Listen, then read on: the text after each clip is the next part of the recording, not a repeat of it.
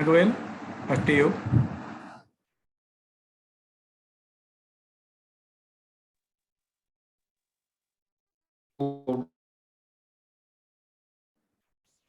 An extensive talk, and I think we are already late by 5-6 minutes. Yeah, I can One understand quick that. question: Are we? Yeah.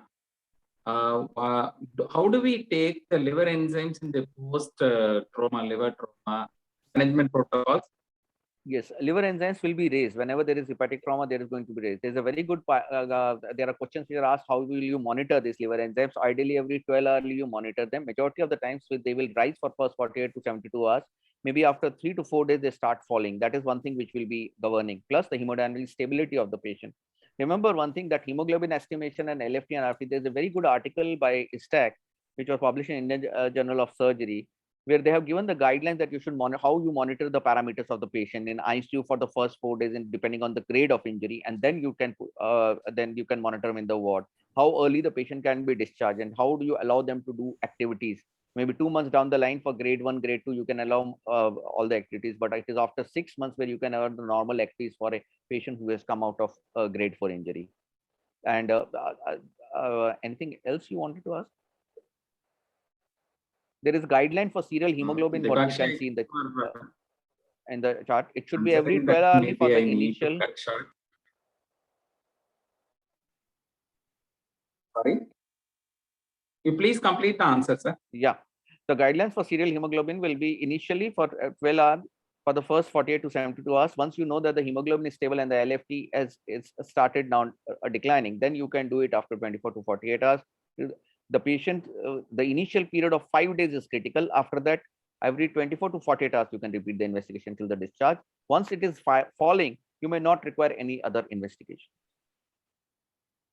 Thank you very much, Dibakshi. Thank you for giving a brilliant view on liver trauma. Thank you for sharing your wisdom here. Now we move on to the next talk. Thank you. Thank you very much.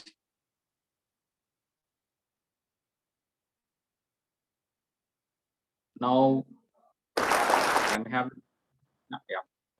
next slide, please. Thank you, Dr. Girish Dibakshi. Now we move on to the next important talk on next solid organ injury. Today we are going to have Professor Sandeep Tiwari. He's an eminent general surgeon, and he has a special interest in trauma, especially the breast and head and neck surgery. Can we hear what Dr. Sandeep Tiwari is to share his wisdom on pancreatic injuries? Over to you, Dr. Professor Sandeep.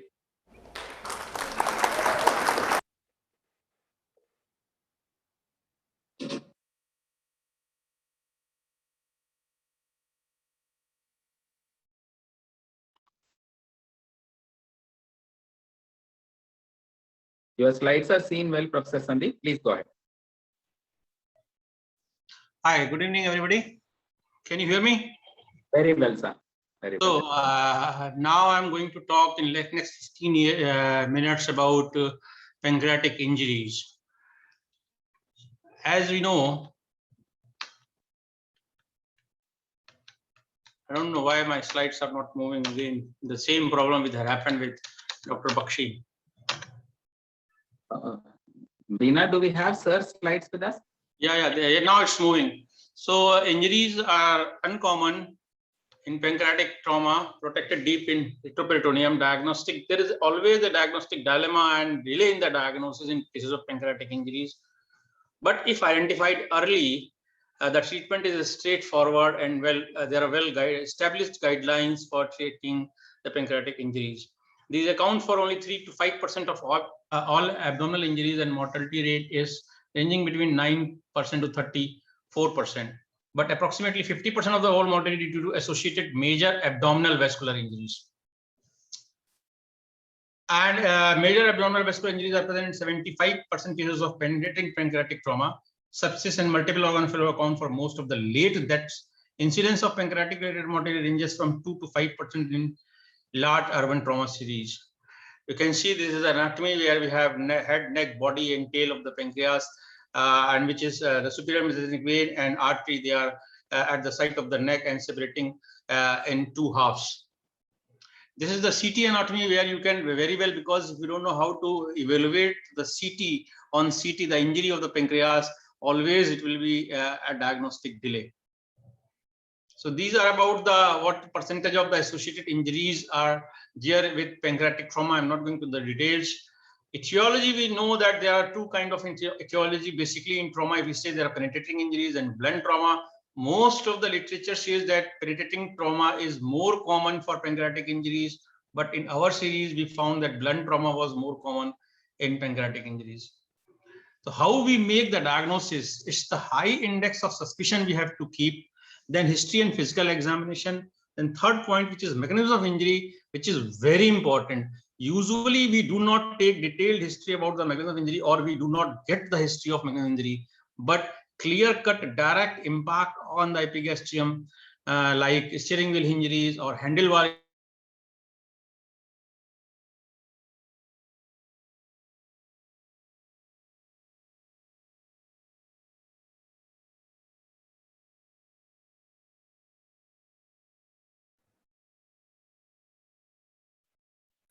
Sandeep, we are unable to hear you. In a period of 1 year from January 2019 to June 2019, in period of 6 months, we have around cases of 759 cases of abdominal injuries, out of which 36 patients are of pancreatic trauma. And they were graded according to the AST classification, which is grade 1, grade 2, grade 3, grade 4, and grade 5. This is the algorithm for pancreatic trauma. If patient, what are the urgent indications for laparotomy, what are the workups which are required, and what to do in grade 1, grade 2, grade 3, grade 4, or grade 5. I will go one by one and take up all the grades of injuries.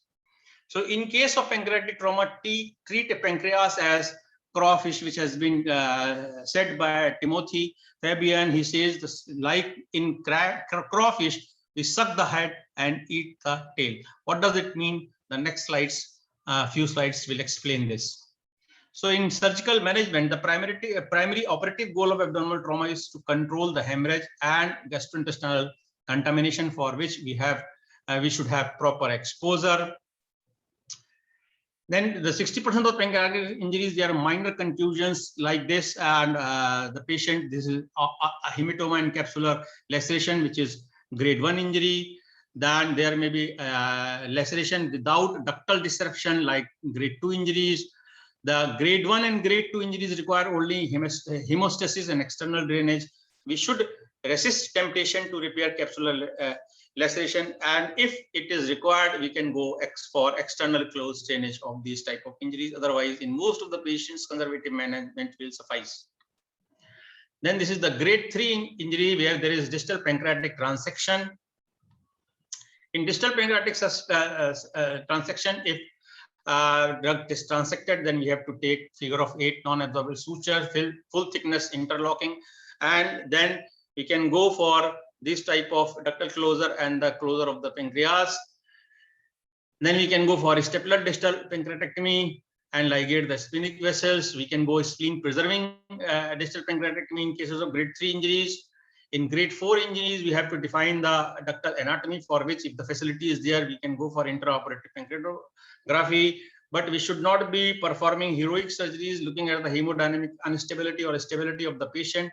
We should go for wide external drainage with post-operative ERCP. But if suppose the patient is hemodynamically stable and we have got good facilities, we can go for central pancreatic resection with Roux-en-Y pancreaticojejunostomy in cases of grade 4 or grade 5 injuries. Grade 5 injury is usually rare, but we have to determine the distal CBD and ampulla integrity and associated vascular injuries.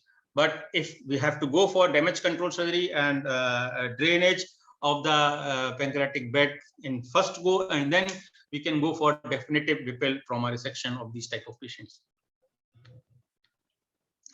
The results of our studies were there were 32 out of 36 patients were male and 4 were female. Median age was this. 30 patients out of these have blunt abdominal trauma, and only 6 had penetrating trauma. So this is differing from the literature we have. The preoperative diagnosis we were able to make within 24 hours in 24 patients. and 30 patients underwent CCT abdomen, and 6 patients were unstable because of other associated injuries, and they were directly shifted to OR because they were non-responders and their injuries were diagnosed peroperatively. So these are the other results. We have 4 had grade 3 injuries in which we performed distal pancreatectomy with splenectomy, and 14 had grade 4 injuries in which we performed debridement and drainage of the lesser sac. 18 patients were managed conservatively.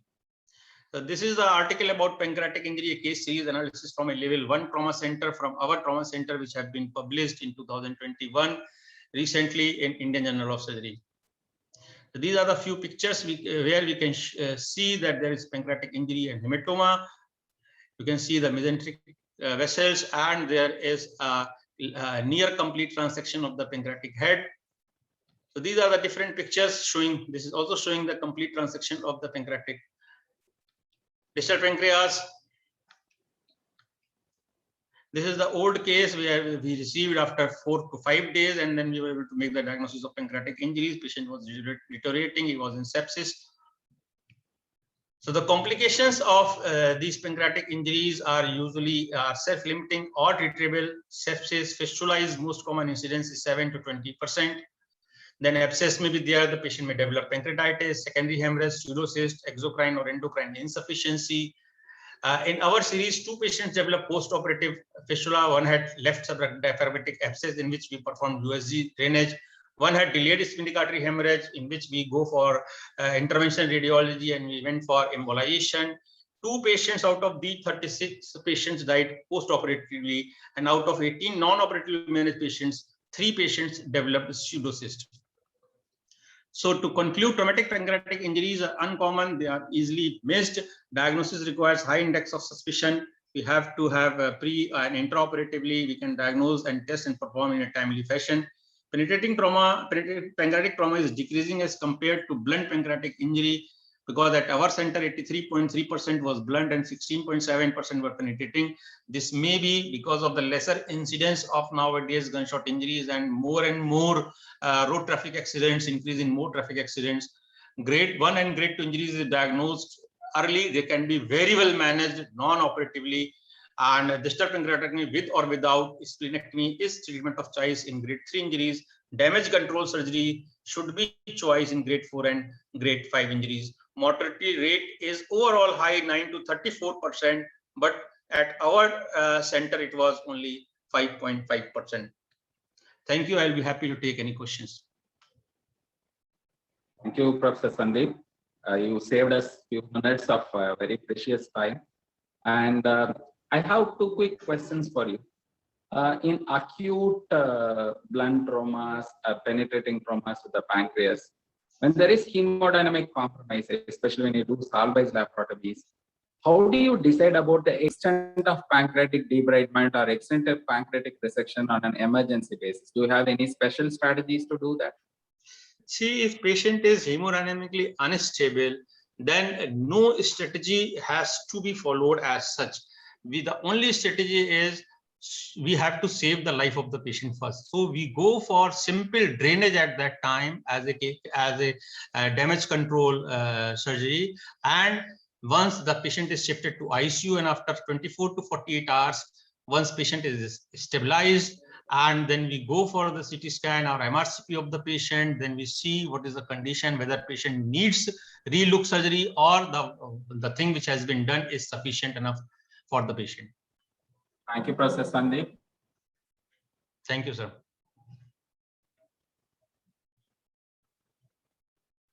The drains are leaking post-operatively, bile and pancreatic juice, especially the amylase by the drain. How do you strategize?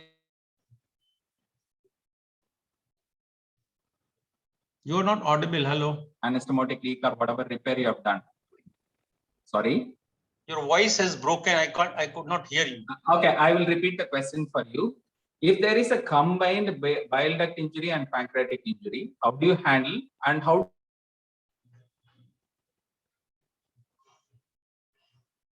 Sorry, I can't hear you. I can't hear you. Your voice is again broken. I only hear. Sir, how do you manage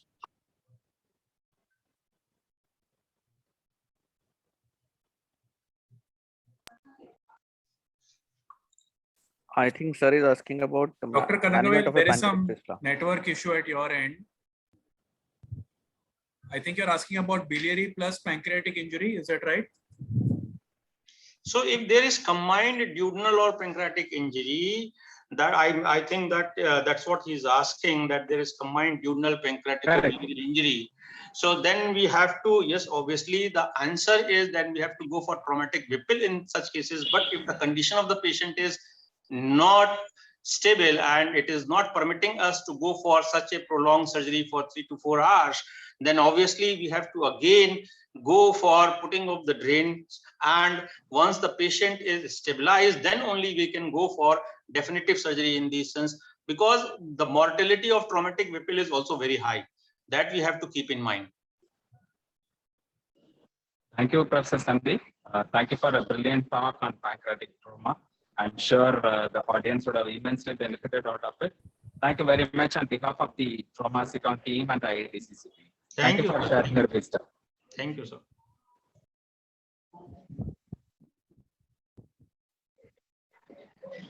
Dina, do we have the slides?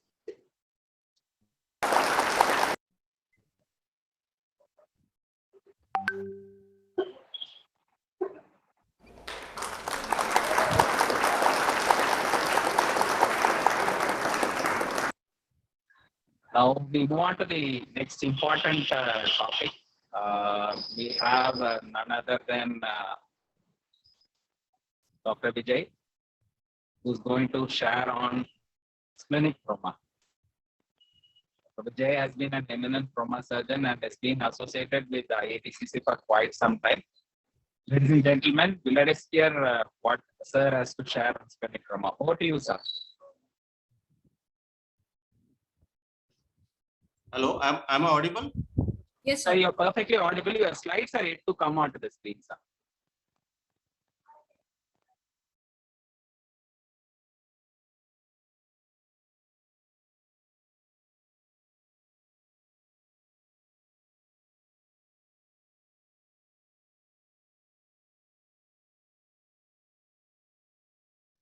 Bina, do we have backup of Dr. Vijay sir's slides? Yes, sir, we have. Can we play from our side, sir? Vijay sir, can we play from our sides? We are not able to see your slides.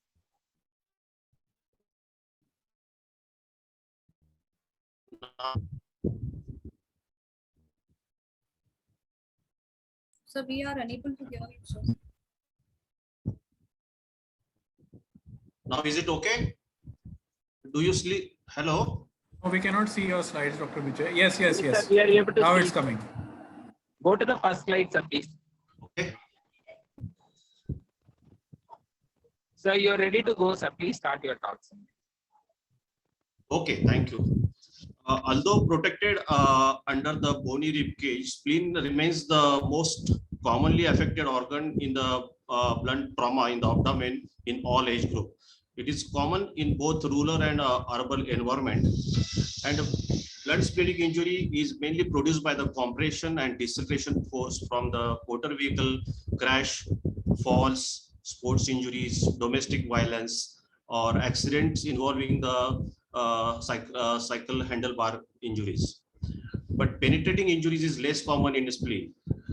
If there are pre-existing illnesses or diseases which causes splenomegaly, which could be acute or chronic, like in diseases like infectious mononucleosis, malaria, Kala-Azar, portal hypertension, hematological disorder, where there is an enlargement of spleen and leading to the thinning of the capsule that makes the spleen more fragile.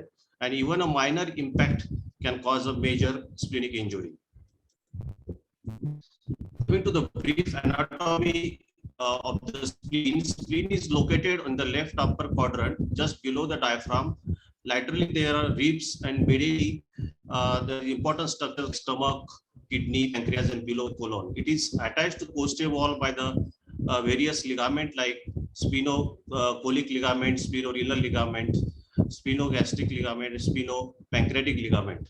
Spleen is a very vascular structure, and it receives about 5% of the total cardiac output, mainly through the splenic artery, which is located just anterior to the splenic veins and runs superior to the pancreas, and at the end it divides into superior and inferior polar arteries. Another important point here is whenever there is any collection around the spleen that irritates the diaphragm and that causes pain in the left shoulder, that is called Kare sign. Coming to the clinical presentation, it's a highly variable. Patients with a minor focal injury to the spleen, complaints of left upper quadrant abdominal pain, or sometimes left shoulder tenderness, that is a referred plane. With the free intra-abdominal blood, or that there will be a diffuse abdominal pain and signs of peritoneal irritation. As the volume of the intra-abdominal bleed increases more than 5 to 10% of the total blood volume, there will be a signs of shock like tachycardia, tachypnea, breathlessness, restlessness, anxiety, and clinically the patient will be pale, they decrease capillary refill and decrease palpitations. With the increasing blood loss, there will be abdominal distension and signs of peritoneal irritations. The patients with the concomitant injuries and altered mental status, physical examination is unreliable. The splenic injury is commonly associated with a fractured ribs on the left side, left lower ribs. About 25% of the fractured ribs on the left sides are associated with splenic injuries.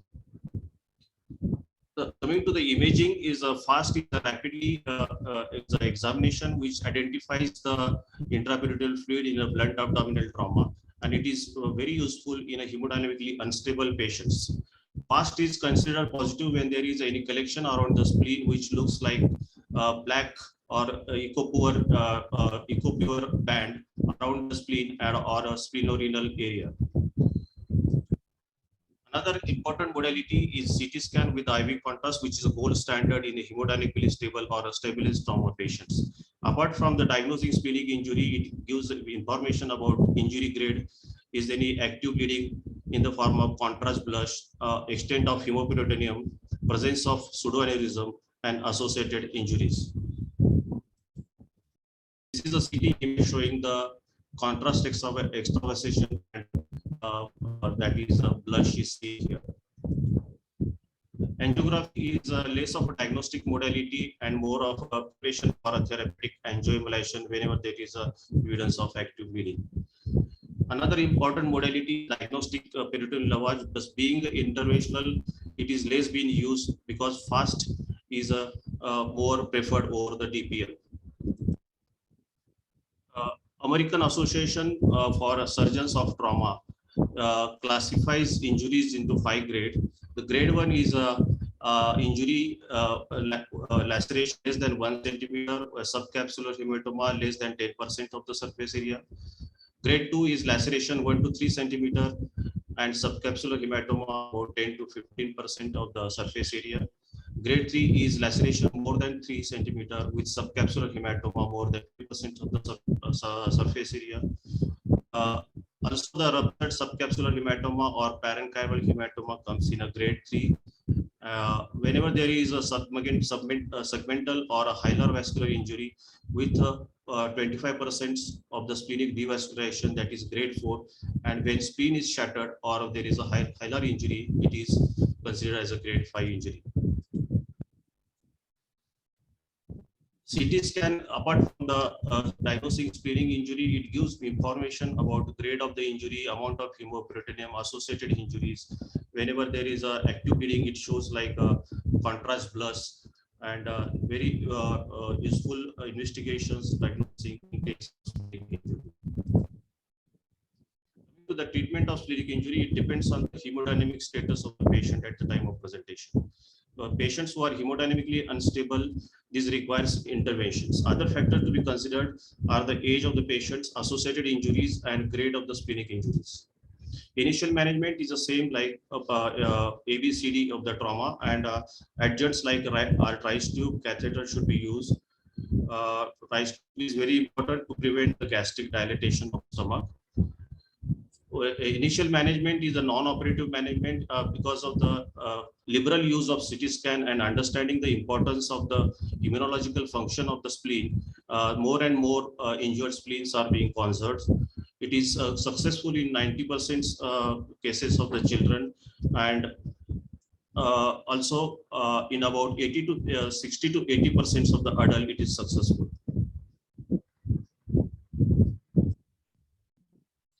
What is the criteria for non-operative management? The patients with the stable hemodynamic signs and patients who are having a stable hemoglobin for 12 to 14 hours, patients with the minimal transfusion requirements 2 or less, and CT scan showing the lower grade of injury without any contrast blush, patients who are younger, who are preferred for this non-operative management. Most important is the hospital where patient is being treated should have a monitoring unit like ICU, and should be have immediate access to the CT, blood component, surgeon, and operation theater. Though the patients who are hemodynamically unstable, they are absolute contraindication for the non-operative management. There are relative contraindications. Patients with a multi-system trauma, patients with a severe brain injury, patients with associated lesion requiring surgical interventions, patients who are elderly patients, patients are having diseased spleen, and patients who are anticoagulants or antiplatelet agents. There are definitely benefits of non-operative management. It gives low morbidity and mortality. Spleen exertions leads early infections in the adults. It avoids the non-therapeutic laparotomy, and there are no immediate and late complications related to laparotomy. There are no also the minimal blood transfusion reactions, decrease hospital stay, so the cost of the treatment, and it maintains the immunological function and prevention the OPSI. How to monitor the patients who are on non-operative management? Apart from the clinical examination, serial hemoglobin levels, bed rest, depending on the grade of the injury. The patients who are on non-operative management should be followed with a CT scan after 48 hours, because 7% of the patients show the pseudoaneurysm at the end of 48 hours, which can be, most of the them, which can be managed with the splenic artery embolization. When you call it as a non-operative management failure, when the patient becomes hemodynamically unstable, that is systolic BP less than 80, despite adequate resuscitation, when there is a requirement of blood transfusion more than 4 units to maintain the hemoglobin level of 10 gram, but there is evidence of persistent leukocytosis, signs of peritonitis, and whenever there is evidence of abdominal compartment syndrome, these are the patients called as a non-operative management failures. The non-operative management failure rate correlates with the severity of splenic injury. More the grade, more is the chances of failure of the non-operative management. There are complications associated with the non-operative management like post-traumatic splenic pseudocyst, splenosis, splenic artery pseudoaneurysms, post-embolization asplenia, pulmonary complications, deep vein thrombosis, blood transfusions induced coagulopathy, splenic abscess, and delayed rupture. Splenic artery embolizations. It is reported that to improve the success rate of non-operative management, there are indications of splenic artery embolizations, like if there is an active extravasations, if there is a traumatic pseudoaneurysms, if there is evidence of ongoing bleeding, patients with a grade 3, grade 4 hemoperitoneum, grade 3 injury with a large hemoperitoneum, but hemodynamically stable patient should be considered for the splenic artery embolizations. The patients who undergo successful splenic artery embolizations has preserved immunological functions of the spleen, and the failure rate of the splenic artery embolizations varies 2 to 29%, and it increases with the increasing grade of the injury. There are complications associated with the splenic artery embolizations like rebleeding. If patient is hemodynamically stable, the repeat splenic artery embolization can be done. Or if patient is hemodynamically necrosis or delayed ruptures, patient can have a pancreatic necrosis if there is a proximal embolization. Patient there can be a iatrogenic arterial damage. The contrast-related problem like allergy or contrast-induced nephropathy, patient can have a splenic atrophy or splenic abscess. Coming to the operative management of the splenic trauma, Patients who are hemodynamically unstable will require operative management. Whenever there is a failure of non-operative management and there are associated injuries which require a surgical intervention or evidence of peritonitis, these are the patients who require some operative treatments. And if there is obvious bowel evisceration or impalement injuries, these are the patients requiring operative management.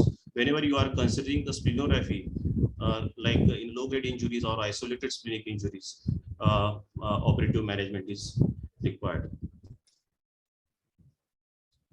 In the operative management, it is better. It is a long midline incision is preferred over the subcostal incision because it is a fast and gives a better access to the all over abdomen, and associated injuries can be dealt at the same times. Abdomen is packed in all quadrants, and if there is active bleeding from the splenic area, this hilum should be compressed either manually or with the help of intestinal clamps.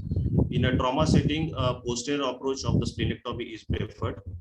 In the posterior approach, the non-dominant hand of the surgeon, it retracts the spleen medially, and the spleen is dissected from the retroperitoneum bluntly. Here the precaution is to maintain the plane just behind the pancreas.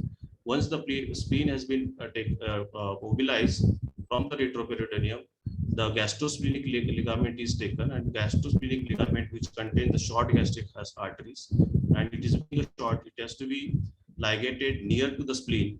And here the precaution is to avoid the slippage of the ligature. It is better to ligate it properly and near to the spleen. And after that, the gastrosplenic ligament has been taken, the spleen is taken into the abdominal in the operative wound, and pedicle is ligated. It can be vessels can be taken individually if the hemodynamic stability is there, artery first and vein later. But if patient is hemodynamically unstable, mass ligation can be done. Use of drain should be avoided if there is a complete hemostasis and if you are suspecting there is no associated injuries, because use of drain is associated with increased incidence of subclinic abscesses. And what is the role of splenography in today's era? That is, splenography is less and less being performed as is a increased tendency for the non-operative management. But whenever you are taken a patient for a laparotomy for some other reason, and if you see that there is associated splenic injury, then you can consider the splenography. If there is no active bleeding in a grade 1 injury, there is no need to do anything. If there is some bleeding in a grade 1 injury, you can do organ beam coagulation or use the hemostatic agents. In a grade 2 injuries, absorbable mesh can be wrapped around the spleen. In grade 3 injuries, suturing can be done with the help of Teflon plates. And in grade 4, there is a resection, segmental resection with the hilar vessel ligation can be done. In grade 4, they are not considered for the splenography. What is the role of laparoscopy in a splenic trauma? The laparoscopic, there is no role of laparoscopy when there is an active bleeding patients in a splenic trauma. Because in a World Society of Emergencies guidelines for the management of splenic trauma in adult and pediatric patients says that laparoscopic splenectomy in early trauma scenario in a bleeding patients would not be recommended. Post-op complications of post-splenectomy complications like pulmonary complications, atelectasis, left pleural effusion, pneumonia, subphrenic abscesses. If you use a drain, there is chances of subphrenic abscesses more, and if there are associated bowel injuries. 50% patients of post-splenectomy shows a thrombocytosis, which doesn't require any active management. Risk of OPSI, that is overwhelming post-splenectomy infection, is more in children. The overall risk is though less than 5%. The mortality is as high as 50%. The common organisms found are encapsulated bacteria like Haemophilus influenzae, Staphylococcus aureus, Streptococcus pneumoniae, and also the pancreatic. There is a chances of pancreatic tail injury if you have not taken while ligating the hilar vessels. Patients after post-splenectomy need to be vaccinated. the vaccination against pneumococcal, meningococcal, and Haemophilus influenzae vaccination should be given within 2 weeks of surgery. And the pneumococcal, it is recommended that pneumococcal vaccine should be repeated at the end of 5 years. The patients who had post-ilectomy patient who have even the minor illnesses such as fever, shakes, chills, or diarrhea should be given antibiotic prophylaxis. Algorithm for the management of splenic trauma in adult patients. As the patients with the splenic trauma, initially in the ED, patient will have a fast thoracic and a pelvic X-ray. The patients are hemodynamically stable. They will be subjected for the CT scan with the contrast. If there are minor and moderate lesions, these patients, if shows there is a contrast blush, these patients are subjected for the effective for the angioablation. And the patients who doesn't show any contrast blush will be subjected for the non-operative management. The patients who are having the effective angioembolization should be observed serially, and if they are hemodynamically stable, should be non-operative management should be continued. If there is ineffective angioembolization, these patients will go for a laparotomy. Patients who are hemodynamically unstable and patients with the obvious evisceration and impalement and signs of peritonitis will go, and the patients who are showing the positive EFAST will directly go for a laparotomy. Pediatric patients are management is same, but in the pediatric patients, all grade even the grade 5 injuries should be considered. If patient is hemodynamically stable, should be considered for a non-operative management. Thank you. Dr. Vijay, it's been a brilliant exposition of all the aspects of pancreatic trauma. For paucity of time, I'd like to ask one quick question. Sir, if in case you are in the best of the center, where you have angio intervention facility, laparoscopic facility, open surgery facility, good critical care, where do you place endovascular procedure in these patients? NOM versus surgery and endovascular. Is it a bridge procedure, or all your patient who may indicate a surgical resection will be tried with the endovascular procedure? Where do you place endovascular procedure? Yeah, if patient is hemodynamically stable and having a high-grade injuries, that patient can be considered for endovascular procedures. If patient is hemodynamically non-stable, this patient should directly go for a surgery. Yes, and the other point is, and there was a question in the chat box also. The vaccination protocol you very clearly enumerated. In case of trauma, what is the time window you advise vaccination? Sir, in case of trauma, there is a debate over the duration of vaccination. There are certain studies which say that it should be given 3 to 4 weeks after the post-ilectomy. And there are certain papers given before the discharge.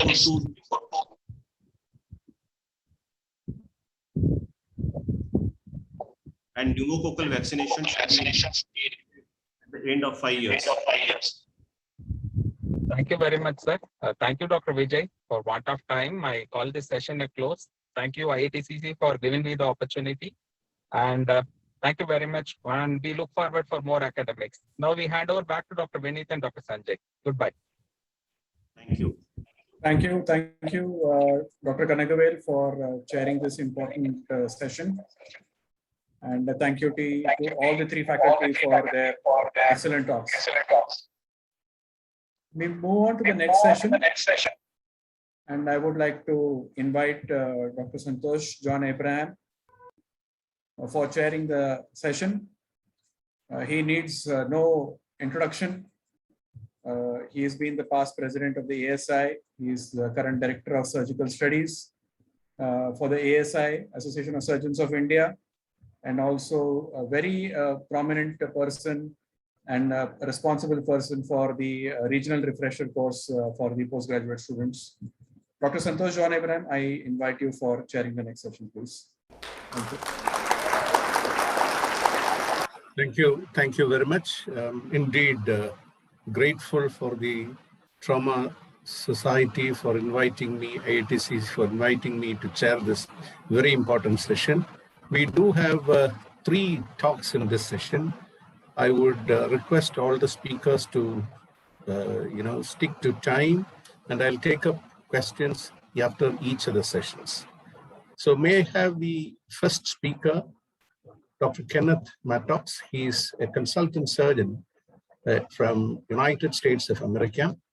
He has a distinguished service as a professor at the Michael DeBakey Department of Surgery at the Baylor College of Medicine and Chief of Staff and Chief of Surgery at the Ben Tapp Hospital. May I request Dr. Mattox to deliver his talk, and welcome to the Trauma Society's National Meeting 2021. Thank you, Dr. Mattox.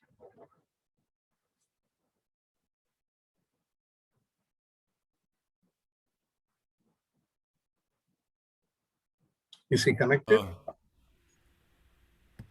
I need to be, can you hear me? Yes, you are perfectly audible, sir. Okay. And you will have to advance my slides for me. So I will ask you. This is a real honor for me to talk to this very important group. I am giving you a different kind of talk. This is a career talk on reflections during my career that have allowed me an opportunity to pursue something which then became a major study, and I was able then to make further contributions. Next slide. Next slide. You have shared your screen, so I think you can move your slides.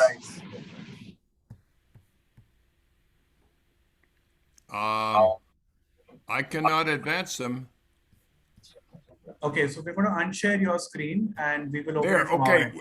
I can advance them Yes, now. yes. Today's lecture is about events which open doors of opportunity for me, and then give you an opportunity and young faculty opportunity. But first, I want to share something very, very sobering to you.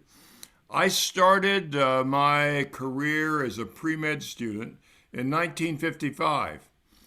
Those things that did not, N-O-T, not exist in 1955 include thoracic vascular trauma, critical care surgery, CT scans, EMR, EMS, nitinol, work hour restrictions, polio vaccines, volume ventilators, coronary bypass, and a lot of other things. These did not exist. The general surgeon was the go-to individual for the major trauma patient. It was about the age of 8 in 1946 that I received some advice from my dad. He said, "Son, your life will be much simpler if you stop asking why about everything." Here I am at church. I have a book in my hand, and my questions include a lot of crazy things. When my father told me that, I was determined I was going to ask more questions.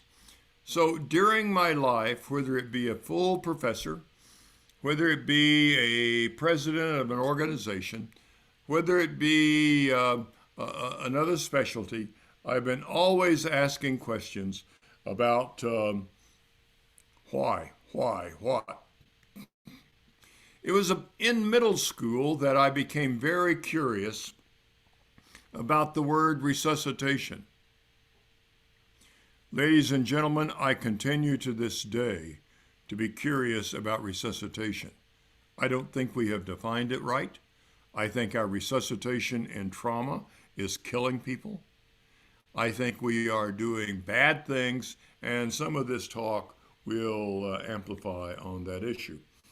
I even took 2 courses in techniques of pushing on the chest, pushing on the back, and this was when I was in junior high. I was extremely frustrated because physiologically, this did nothing except cause people to wring their hands.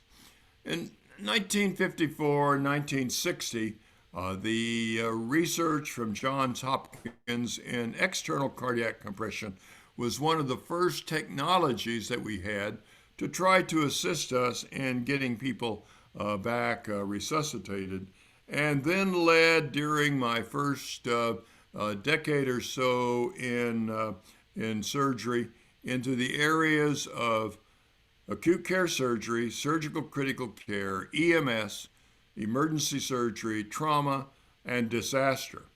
If you think about it, these 5 areas are integrated. Depending upon which institution you go to, the acute care surgery in Hospital A, the acute care surgery in Hospital K, the emergency surgery in another hospital may or may not be standardized. It is our responsibility as educators to standardize, and it is in that direction I am going to cover 10 reflections during my career that have changed my life and have changed my career. It has opened my life to tremendous opportunity and excitement, and many of those 10 reflections now are reflective of where I have been in my career. An alternate title suggestion can be recognizing and utilizing career building blocks. Ladies and gentlemen, in India, Afghanistan, Dubai, Saudi Arabia, Kuwait, in the last 3 months, there have been opportunities that have been unpursued by professional medical people, including surgeons. And I am suggesting that one of our charges as academicians is to move forward in those areas of building blocks. My first reflection is choosing a college, graduate education, and a medical school.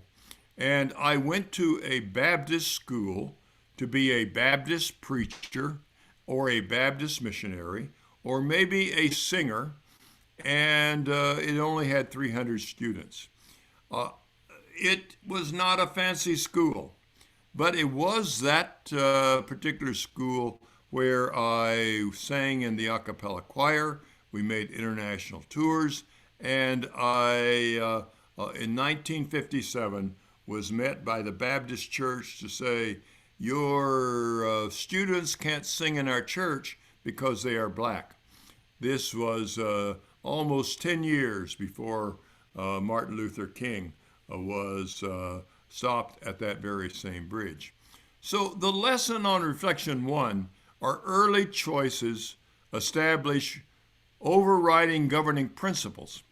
Music was my choice at that time and created a great discipline. Music is a greater discipline, maybe a greater discipline, than is surgery. Many opportunities exist, and everyone has hopes and visions, and life choices do change. My sophomore year in college, I changed to pre-med. I said, this is where I want to go. I want to go to the toughest, hardest surgical program I can find in the world. The second reflection I share with you is President John Kennedy, Catholic, Bostonian, Democrat, famous American, famous family, articulate speaker. And I listened to him talk about space. He came to Houston. But then in 1963, he went to Dallas. And when he went to Dallas, he was shot. He was shot by Lee Harvey Oswald, allegedly. And Lee Harvey Oswald, the next day, 2 days later, was also shot. And as a very, very naive junior medical student, I watched this on television, learned that it was just an injury to the abdominal aorta, superior mesenteric artery, and inferior vena cava. And I said to myself and the people who were with me, why did he die? We sew up tubes every day. They're very simple to sew up. Well, of course, I was not a surgeon, But I immediately began to say, what was their problem that they could not control? And they could not sew up these three little, very easy to sew up vessels. So these questions began to haunt me. And as a medical student, subsequently an intern and a resident, I began to look for different ways on how would I expose the aorta? What kind of suture would I use? What would I not use? What is not beneficial? Even then, we did some studies with an intra-aortic balloon and determined for ourselves that the Reboa technology probably is not the way to go. So lessons number 2, all team members can ponder and think of new ways to do something. Everyone on this call, analyze reported approaches to dogma and results. Over 80% of what we do in medicine, psychiatry, pediatrics, surgery, general surgery, critical care is based upon dogma and not based upon science. During the COVID epidemic, in your country and in mine, there were over 20 protocols that were different and held to be very sacred by individuals, including surgical intensivists. I hold it that fluid overload, the particular crystalloid used, particular cocktail used, often did not result in a better outcome. But there is a better way if we look at the science. And putting all this information together is symbiosis. My third reflection is at the end of my internship, I was drafted to go to Vietnam and spent time in Vietnam. And after that, was on many military committees, research committees, and I could spend the entire day talking about that experience. It was very beneficial to me. My very first paper was on injury experience in Army helicopter accidents. We discovered at that time that masked pants that I helped take to Vietnam actually increased mortality, that we needed helmet protection, fire protection, and I became a consultant to the military. So wars are hell. Military medical colleagues became a lifetime of advocates. Opportunities in the military all over the world, especially integrated, are important. And military medical multiplier is excellent. I watched the world this last week as Afghanistan citizens were looking for a home somewhere in the world with the possibility of injuries during the time of their exit. One thing that occurred on the internet is what doctors where are going to take care of them. India was mentioned. Kuwait was mentioned. Dubai was mentioned. Israel, Saudi Arabia, and at least 10 other countries. It is now known where a majority of those people have gone, and there was very, very little planning on their medical care during transit or if they were injured. My next reflection is Baylor College of Medicine. I chose to go to Baylor to be a medical student, a residency, and chose my staff career there. I have never worked anywhere else. I chose to go to Baylor not because it was easy, but because it was hard. I chose to go to Baylor not because they protected my work hour ethic. Dr. DeBakey had a rotation that I had over 3 times where you went in the hospital and you did not leave the hospital for 3 months, and you were in charge of his entire service. Lots of work, lots of work. But I stayed in that program because of the work ethic, the dedication to attention to detail, and I'm happy I chose that. Now, that choice is not for everybody, but a wimpy environment for some people is not a good place to grow. So we are now talking about things like burnout, and talking all sorts of terms that I don't even know what they mean. So I chose a tough program. I chose where I could learn cardiovascular, cancer, trauma, a time of resident independence. Technically, we pushed the surgeons we train must have good hands. It seems we're moving now more towards non-operative management and giving excuses for not being technically expert. I was in the fast-growing medical center in Texas, and expectations were great. Tele and global medicine existed. There is wide open area for the technical surgeon. Every community you work in has a go-to doctor that if you or your family are bad hurt, bad sick, you go to that person because you know they have attention to detail. I wanted to be that doctor. I wanted to have that reputation. And I am happy during my career to have been able to develop that. So, doing those things you need to do, particularly operatively, was a focus. During this time, publications and organizations are very important.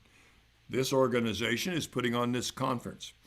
You need to determine early which professional organizations you're going to join, what officerships are you going to have, what are the membership rules, and the organizations I wanted to join were thoracic, vascular, emergency medicine, critical care, emergency medicine, EMS, military, and all of them wanted 75% of my articles to be in their area of interest. If you look at my early CV, you will see that I had a lot of papers on emergency critical conditions following trauma in the chest, a way of getting multiple publications covering multiple organizations. So lesson number 4, cream rises to the top. Attention to detail is critical. It's critical for all techniques and results that we look at the data, not just what is economically, politically biased at the time. And I am afraid we are still in that role nationally, internationally, globally in the COVID pandemic. Competition is inspirational. So I always looked for individuals and locations where if we disagreed, we would create a study and do a detailed analysis of unique opportunities and changes. There always is a better way. During my training and junior faculty, there were a number of big bad injuries that I had the opportunity to encounter, and I'd like to talk about a couple of those right now with a drill down. One, I was a chief resident. We often manage complex trauma by phone, and we would come in if the junior resident needed us. Those days are pretty much past. Here are some bad injuries that lived and did well, but there's one there that died. And that example I'd like to share with you. In 1971, Starzl had begun liver transplant. We had been doing auto transplantation of injured kidneys, and the transplantation envelope was being pushed all over the body. One night, and our attitude was total correction at the time. A young lady, grade 6 liver injury, came in. I just could not fix it. So I had a second-year resident as my first assistant, and I think a student. So I asked for 3 big vascular clamps, clamp, clamp, clamp, vena cava, and porta. I cut out the liver and took it to the back table. I told the second-year resident, keep the patient alive till I get back. Make sure you get plenty of fluids because I've cut down the venous return to the heart. On the back table, I was able to fix the liver, stop the bleeding, and I hadn't even thought about how am I going to rehook it. By the time I got back up, she had died, and I never got a chance to replant the liver. So I thought, uh-oh, they're going to fire me. So this was a great concept. Faculty will not understand. I wonder if this needs IRB approval. If only I had been able to save the patient, will I get another chance? Well, that same week, 2 days later, I had a second patient, same operation, same result. I now had 2 deaths. And I was facing those academic questions that come up repeatedly. I thought I was probably in trouble. Where would I go? Dermatology, emergency medicine, internal medicine, psychiatry, politics. In the presentation, I actually talked about the theoretic use of autotransplantation. All of the faculty said, yeah, under the right circumstance. So I used that as a support, and we discussed it. It was not an easy road, but those kind of questions can be asked, and IRBs and review committees are in place to attempt to fix those. So lessons 5, supervisions, teachers, equipoise at all levels are important. Rules do exist. I have reflections over my career on resuscitation. As a student, when the blood turned strawberry color, strawberry Kool-Aid color, everybody died. Mask pants that were supposed to raise the blood pressure actually, with a study, increased mortality. With the various things we did, we created acidosis, including the use of vasopressors, including use of various clamps, and crystalloids, particular Ringer's normal saline, did not do that much good. So we wanted to study these, and that required a waiver of consent. And we showed that our bias and what everybody was reporting in trauma centers around the world was not true. So lesson number 6, it's okay to ask questions. Dogma does exist. Clinical research is essential. And new clinical practice guidelines can be developed. It is my view that 80% of the East clinical practice guidelines are not only worthless, but are dangerous. Just buy that book and start from the front, and you can make an entire career. I believe that every clinical practice guideline should be sunsetted and reviewed every 5 years. There's many which are historic examples of that. Technology is reflection number 7. CT scanning, interventional radiology, minimally invasive surgery, the artificial intelligence. I listened with interest on a lot of the technology that was presented in the early papers.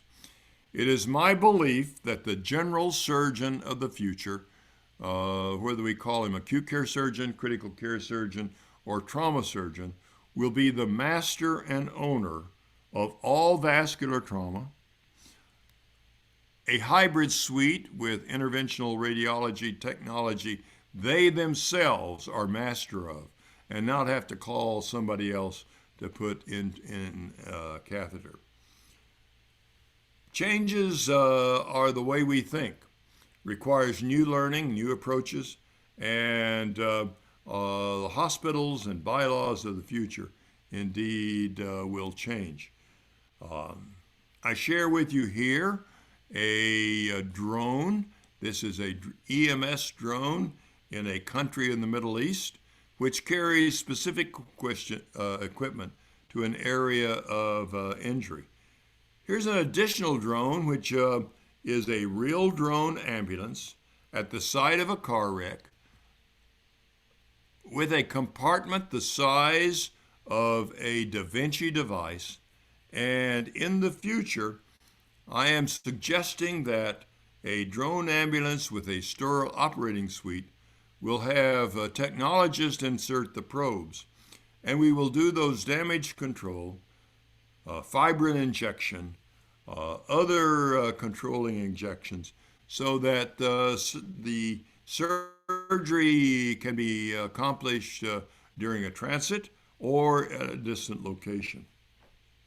Many of you are involved in EMS as well. And so I share with you a concept. This could be Mumbai, it could be New Delhi, it could be New York City, it could be, oh my God, look at that traffic. Ooh! Ah! There's a problem. Ambulances cannot get through to a major fire.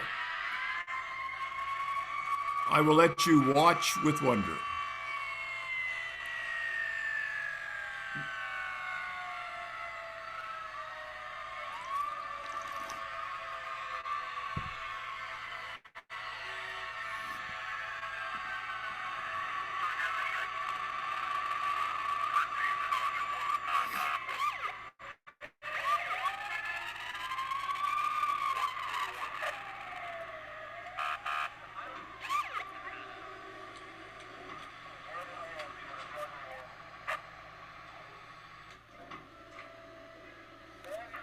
This prototype does indeed now exist,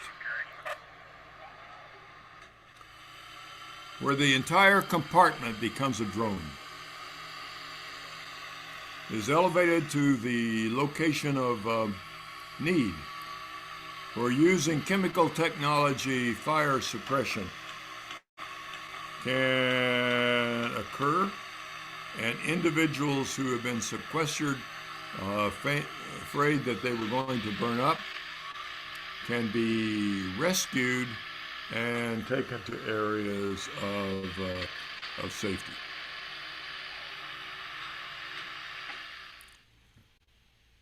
Any one of you in this room could have been the inventor of this kind of concept, which is long over needed.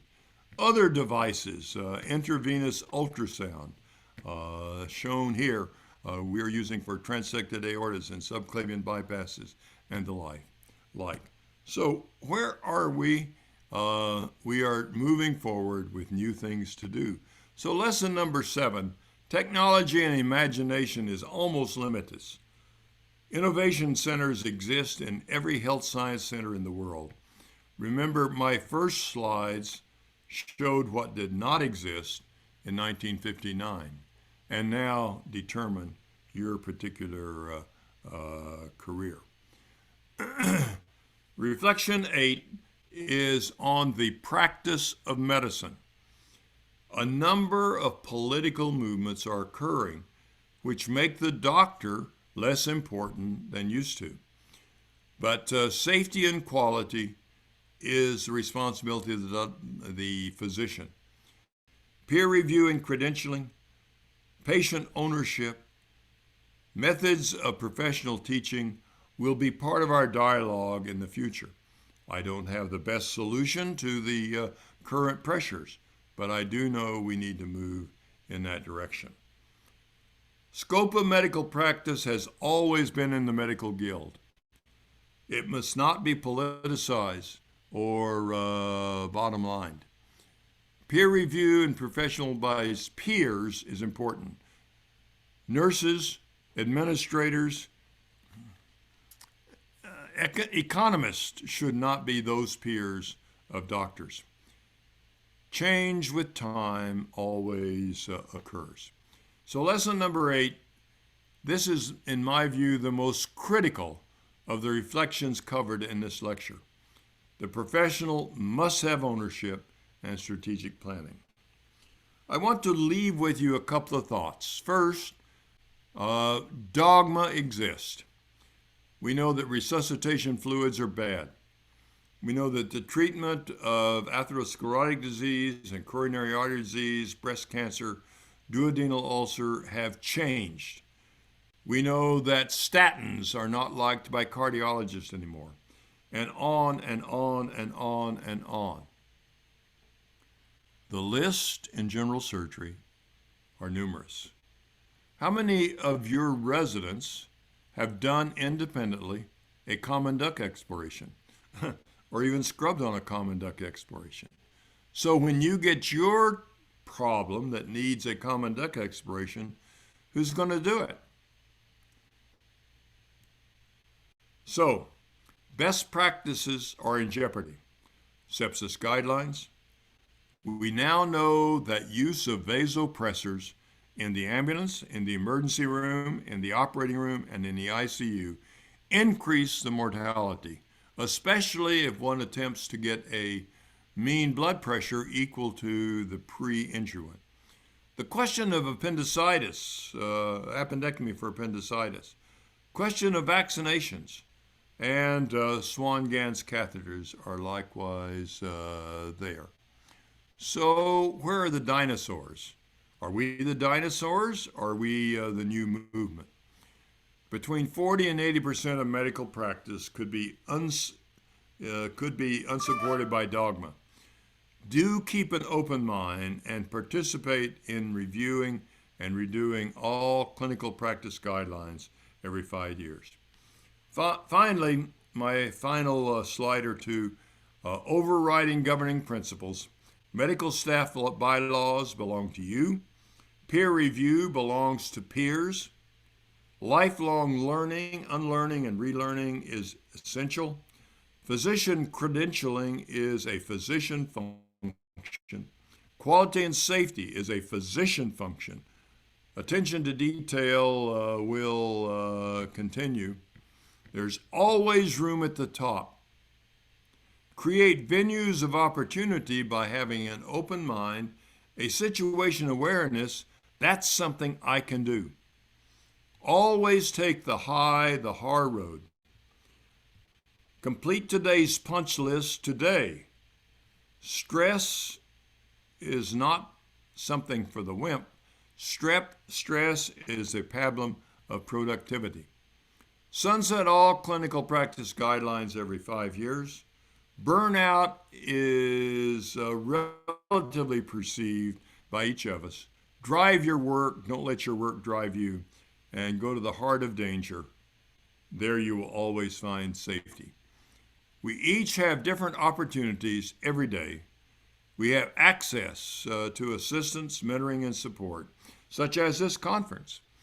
All unmet medical opportunities are ahead of us to take advantage of. Thank you very much for sharing these thoughts with you and allowing me to be part of your conference.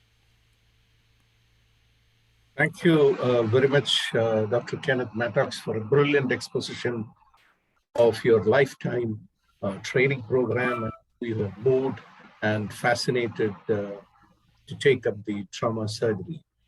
There is a question which has come from the audience. How do you really how do you really prepare somebody to take up trauma surgery as a specialty? Dr. Kenneth. I think people must understand themselves. You cannot take a pediatric immunological psychiatrist who likes to deal with changing the doses of medicine and teach them the big bad trauma. So it's partly the selection process. We can select people who are very aggressive. I can talk to any one of you for 5 minutes and I know what drives you because I will turn you on. What did you do last week? What was your case yesterday? What's your case tomorrow? What's the problem that you can't solve yet? So I think we have a responsibility not to select people who want to deal in a bunch of rules, but select people whose hands are expertise. There is no greater place in the world than in India that analyzed the motivation and physical traits of historic fathers of surgery. For one of you, there is a wonderful opportunity to create a detailed history of the evolution of the Indian surgeon and the contributions to the world and opportunities for the future. Yeah, but in India, there is a peculiar system that people take their subjects based not on their choices or interest, but just based on the score that they get in a 3-hour or a 4-hour entrance examination. So we have limitations on that. Having said that, there are many institutions which are looking at an interview wherein they do analyze the aptitude towards taking up this process also. So I think a combination of merit being adjudged as the one criteria, followed by the assessment by the peers in the real aptitude to take it as a profession and a career. A couple of questions have come in the chat box, which I would like you to answer. Is acute care surgery a necessary adjunct to trauma surgery? Is one question that has been posted. Would you like to, give some thoughts to that? My blunt answer is no. I don't even know what acute care surgery is. Is it drains and IV lines and writing HS orders? Acute care surgery is what general surgery used to be. I think our professional organizations, yours, and the American College of Surgeons, others, need to have the courage to address the issue and say, are we selecting and are we training people in the right direction? The cardiologists and the interventional radiologists now own the interventional suites, and yet each of us need an interventional suite for the big bad trauma we heard earlier, particularly liver. And we shouldn't have to wait around. We ought to understand that technology. I would ask one more question before I close with this. Should trauma surgery be an exclusive standalone specialty, or can it be a part of general surgery with emphasis on trauma? What's your take on that? If I were training a general surgeon, I would change the curriculum to have 2 years of thoracic, 2 years of vascular, 1 year of critical care, and I would call him a general surgeon. Thank you very much, Dr. Kenneth. It also would add to the fact that, as he has rightly said, dogmatism in surgery will not take us anywhere. There is a half-life in surgery, which I recently read an article, something which the concepts changing, and a lot of people's thought process have given to the change of concepts in surgery, being very open with what's happening around. Thank you very much once again. A very, very big salute to you, who has devoted the entire career for trauma surgery. From this part, I compliment all of you on your leadership. Thank you very much, Dr. Kenneth Mattox. Shall we move to the next presenter?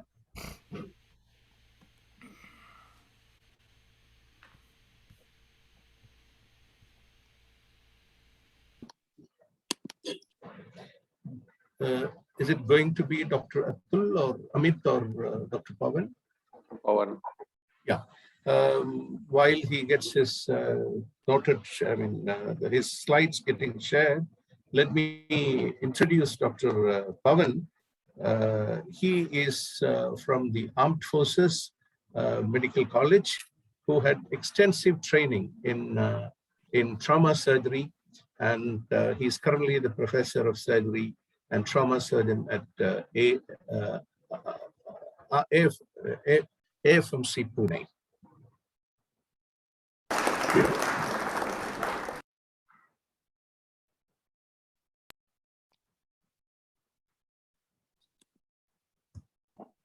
Yes, Dr. Pawan, you Dr. can share. Pavan, I think you have the opportunity to share your screen, or is still with the organizers? Good evening, everyone. Do we have permission to share the screen? Organizers, please. Please. I think they have not unshared the, if I'm not mistaken, they have not unshared the first slide. Veena, can you make Dr. Pawan as a host and allow him to share his presentation? Yes, sir. Sir, he is co-host. Okay. Dr. Pawan, you can proceed. But I guess there is some issue on the desktop. It's not allowing. Shall we run from backend, Veena? Yes, sir. Can we? Yeah. Please go ahead. And the only thing is that, as according to his instructions, please change the slides. Yeah.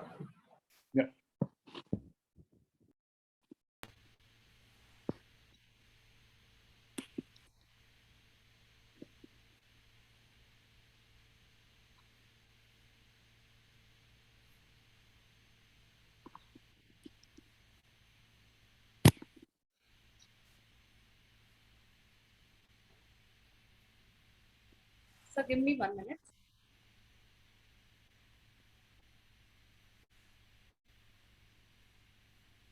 Okay.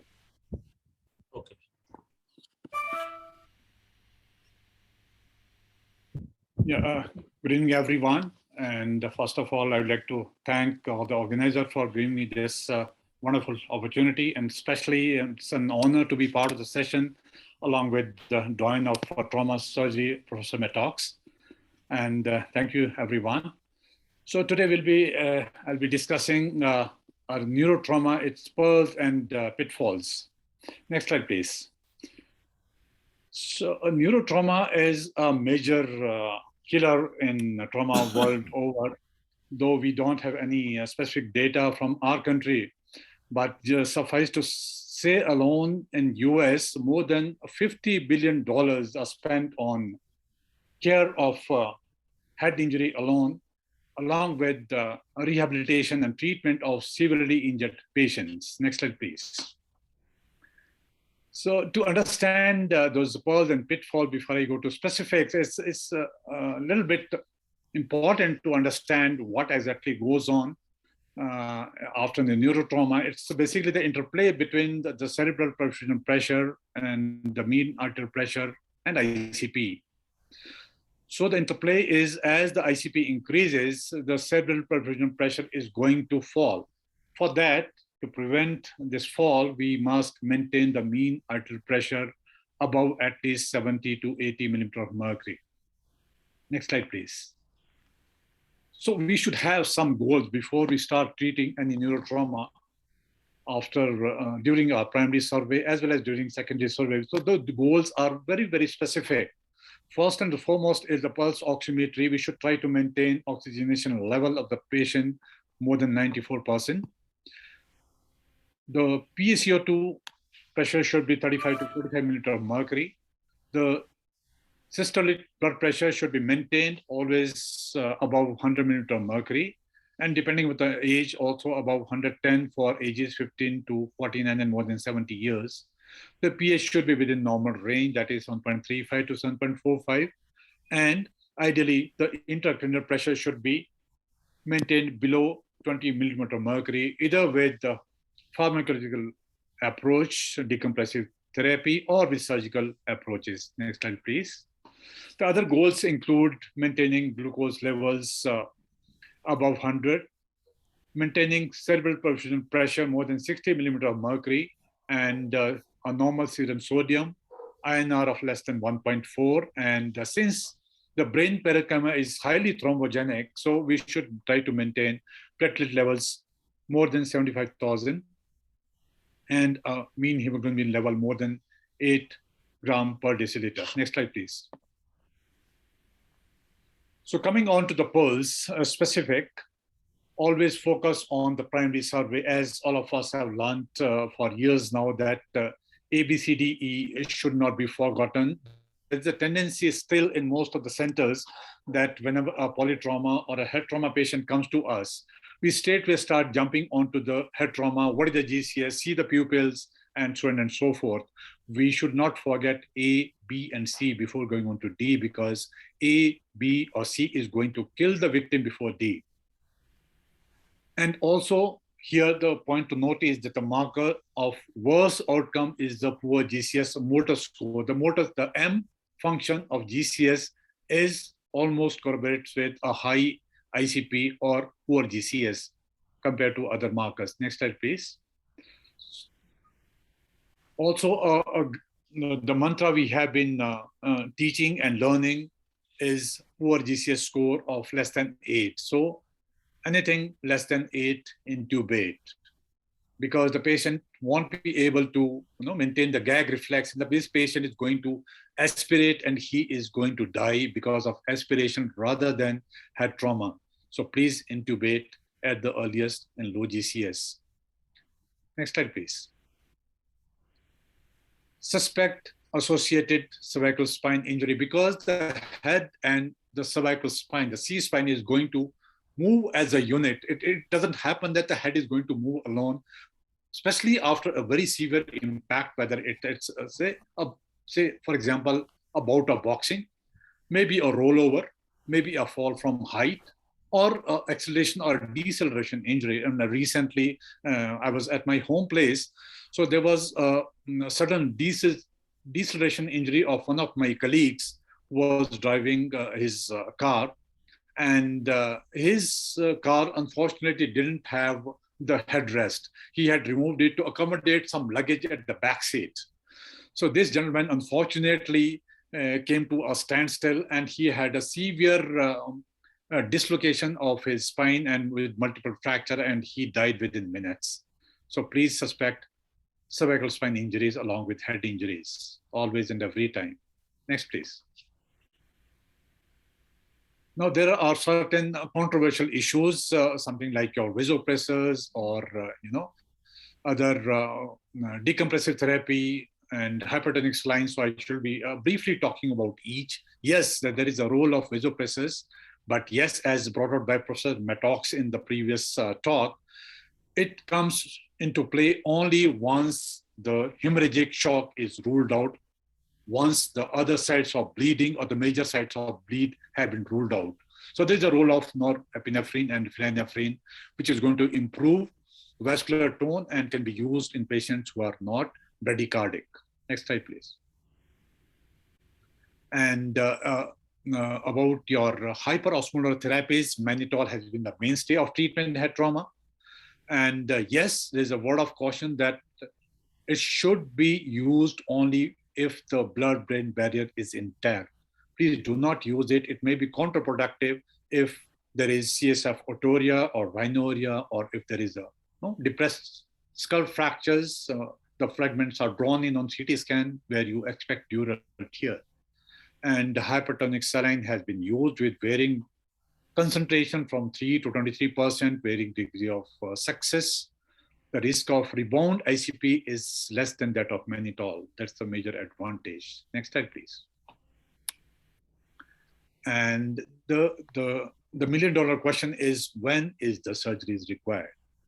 The surgery is required at the earliest in falling GCS, in severe head trauma, in rising ICP. One may have access to intracranial pressure monitoring, which is unfortunately available only in select centers, only in metros, and only in those neurosurgical centers where all the facilities are available. But yes, your GCS is, it has stood the test of times. It is still a major indicator of raised ICP. Once the GCS starts falling below 8, please suspect raised ICP and start preparing the patient for decompressive craniectomy at the earliest. Yes, please take on the trauma surgeon or the emergency surgeon or the neurosurgeon on board as soon as you suspect a case of head trauma. Next slide, please. and the role of barbiturate-induced coma. In 2012, a Cochrane review found no change in the outcome for severe traumatic brain injury with this coma. Next, please. And what about the seizure prophylaxis? That's another controversial issue. The presence of any risk factors, which includes GCS of less than 10, cortical contusions, or in military trauma, we got a missile injury or gunshot wound through and through, or impacted foreign bodies, intracranial hematomas, be it STH or EDH, or intracerebral hematomas, depressed fractures, penetrating injuries, and seizures, which occur within 24 hours of trauma, they all warrant seizure prophylaxis. Next, please. And what about tranexamic acid? We all know the results of PASH-2 trial. It has a role if given within first 3 hours, especially in neurotrauma, hemorrhagic growth, and it lowers the bleed, and it lowers the mortality following traumatic brain injury. But yes, CRASH-3 trial is underway, and it specifically is evaluating its role in traumatic brain injury. The results will be interesting. Next, please. Now coming to your pitfalls, where one should be very, very careful by malignant patients. Inadequate attention to other less obvious but more life-threatening injuries. As I said in the very beginning, there is a tendency to, straightway jump onto head injuries. But yes, please rule out and treat other maybe airway or thoracic or abdominal life-threatening injuries before treating the head injury. Next, please.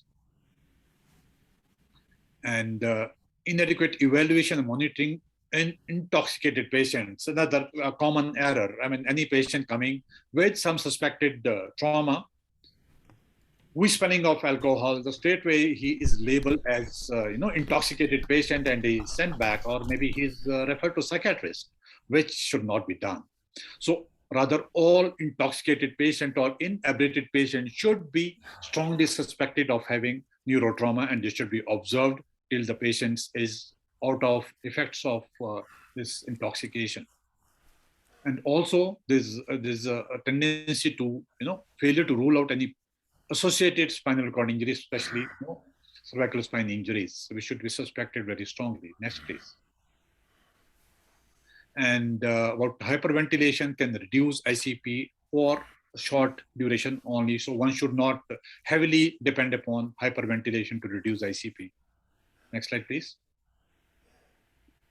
So certain key points which should be borne in mind while treating a patient of neurotrauma is targeting mean arterial pressure above 80 millimeter of mercury, keeping oxygen levels above 94%, and regularly and continuously monitoring the neurological status.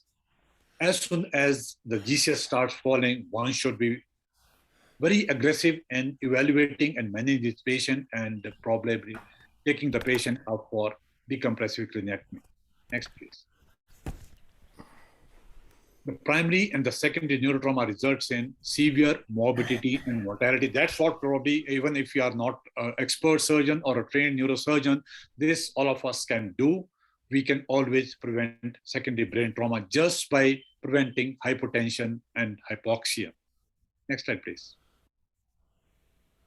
And that's all. And once we take care of all these pearls and pitfalls, we can do a great good to all these patients. Once again, I thank the organizers for this wonderful evening and giving me this opportunity to share my views on neurotrauma. Thank you so much. In case there are any questions, I'll be more than happy to take one. Pawan, thank you very much for that brilliant exposition of neurotrauma. There aren't any questions that has come in the chat box yet. So I'll just ask a couple of questions. How relevant is Hutchison's pupil in the era when in 2 days? Yeah, Dr. Santosh, it used to because very often the trauma gets into the periphery for the first time, and somebody has to make a decision. How good is that in today's era? Yeah, so we still, because since I belong to this armed forces, so we got surgeon in the peripheries where there are no facilities, CT scan centers are far away. Still, we emphasize to our young surgeons to how to upon the so-called these lateralizing signs in head trauma. So the first people to dilate, that's what we are trying to know. I mean, they have been doing a wonderful butthole surgeries in the peripheries. So first people to dilate is usually the site of injury. So that's the importance of early evaluation. The external telltale signs, the abrasion on the affected side or the contralateral hemiparesis, it indicates the site of injury. So even if there are certain situations where the patient cannot be evacuated because of enemy fire, because of lack of facility, or the terrain is difficult or the route is long, so our surgeons have resorted to butthole cranectomy just based upon the first people to dilate or based upon lateralizing signs, and they have been successful in saving so many precious lives. Yes, there is a role, and even today there is a On a role. similar note, trifine and ventriculotomy on a blind setting, when there you have a problem without a CT scan, where do you stand today? So that's, I think it's the best left to the neurosurgeon ideally, but yes, and with the bare minimum training, or once the surgeon have undergone some exposure in doing ventriculostomy, yes, he can, even in the periphery, he can attempt it, but yes, he should have some bare minimum training, maybe 2 or 3 months of exposure to neurosurgery.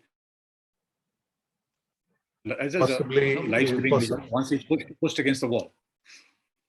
Yeah, possibly the era when we got trained, we are, have seen many of these things happening. And those are areas, as Dr. Mattox has rightly said, before the invention of ultrasounds, and our fingers are still to be ultrasounds and CT scans. Thank you very much, Dr. Pavan, for that wonderful exposition. Shall we move on to the next speaker? Thank you.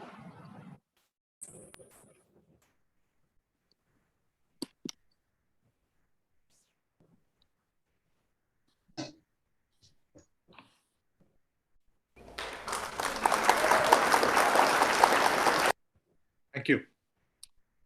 The next speaker is Dr. Amit Gupta, who needs no introduction to the crowd of trauma surgeons in the country. He is the professor and at the Division of Trauma Surgery and Critical Care at India's one of the topmost trauma center, All India Institute of Medical Science, Delhi. He is a member and fellow of the Royal College of Surgeons of Glasgow, fellow of the American College of Surgeons. He is the national coordinator and faculty for the ATLS program in India, and honorary secretary of Indian Society of Trauma and Acute Care. May I have a warm welcome to Dr. Amit Gupta to this audience. I request him to share his slides and talk. Dr. Amit Gupta. Thank you so much, Dr. Santosh, for this introduction. And I must thank all my friends who are here, Dr. Sanjay, Dr. Vijay, Dr. Vineet, Dr. Girish, for having given me the opportunity once again to talk about a topic which is very close to my heart, that of chest injuries.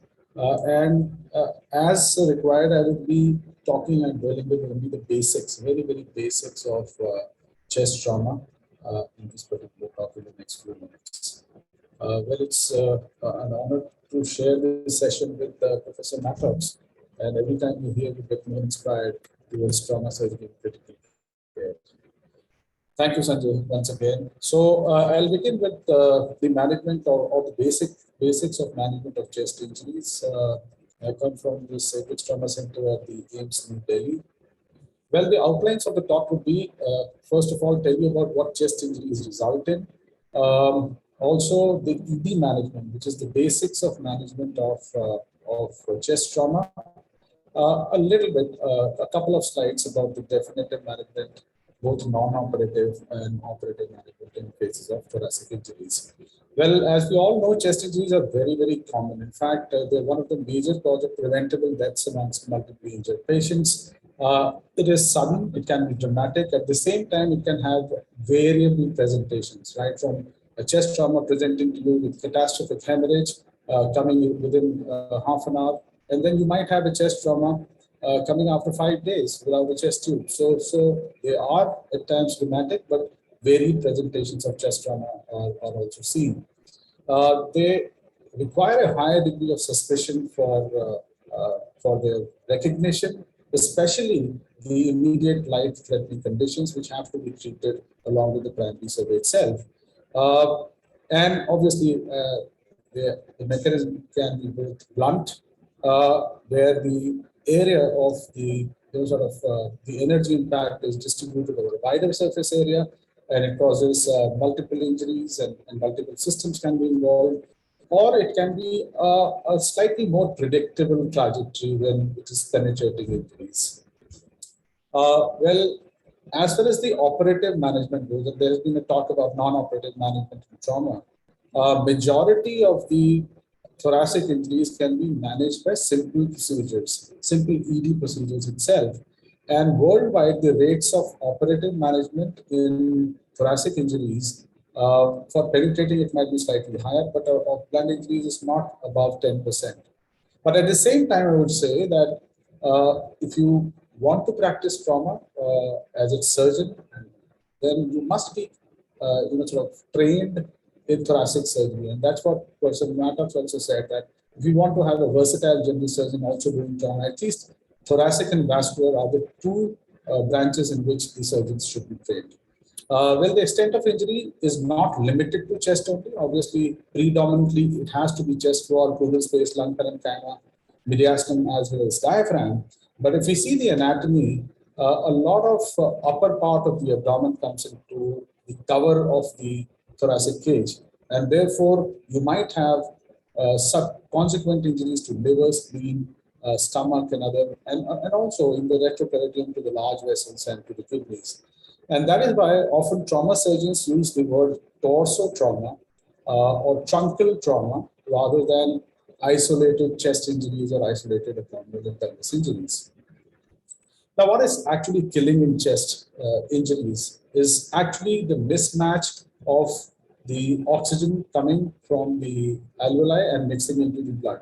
So basically, if your bellows are not working, if your chest is not, because we have a negative, suction of air when we breathe, and therefore, if the chest wall itself, which is the mechanism to breathe in air, is not good or is injured, you might have hypoxia. You might retain carbon dioxide, which is not exhaled outside.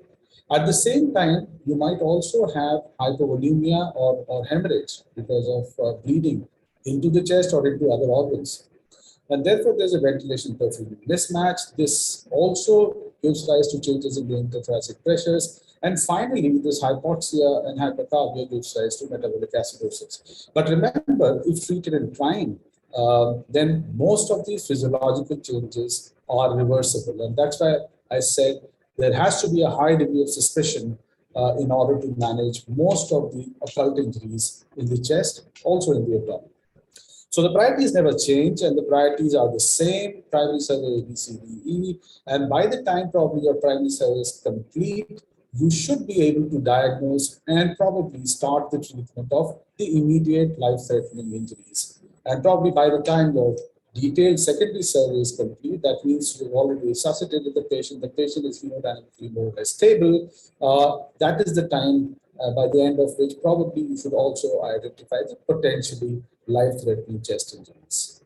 Well, the primary survey is a point at point B of bleeding part, where majority of the chest injuries would be identified. So simple mnemonic of look, listen, feel, look for any obvious injury marks on the chest or upper abdomen. You look for the respiratory rate, look at the monitor for oxygen saturation, listen for the breath sounds, the percussion notes, and the heart sounds, and feel for any crepitus, which might indicate either a fracture of the ribs or subcutaneous emphysema.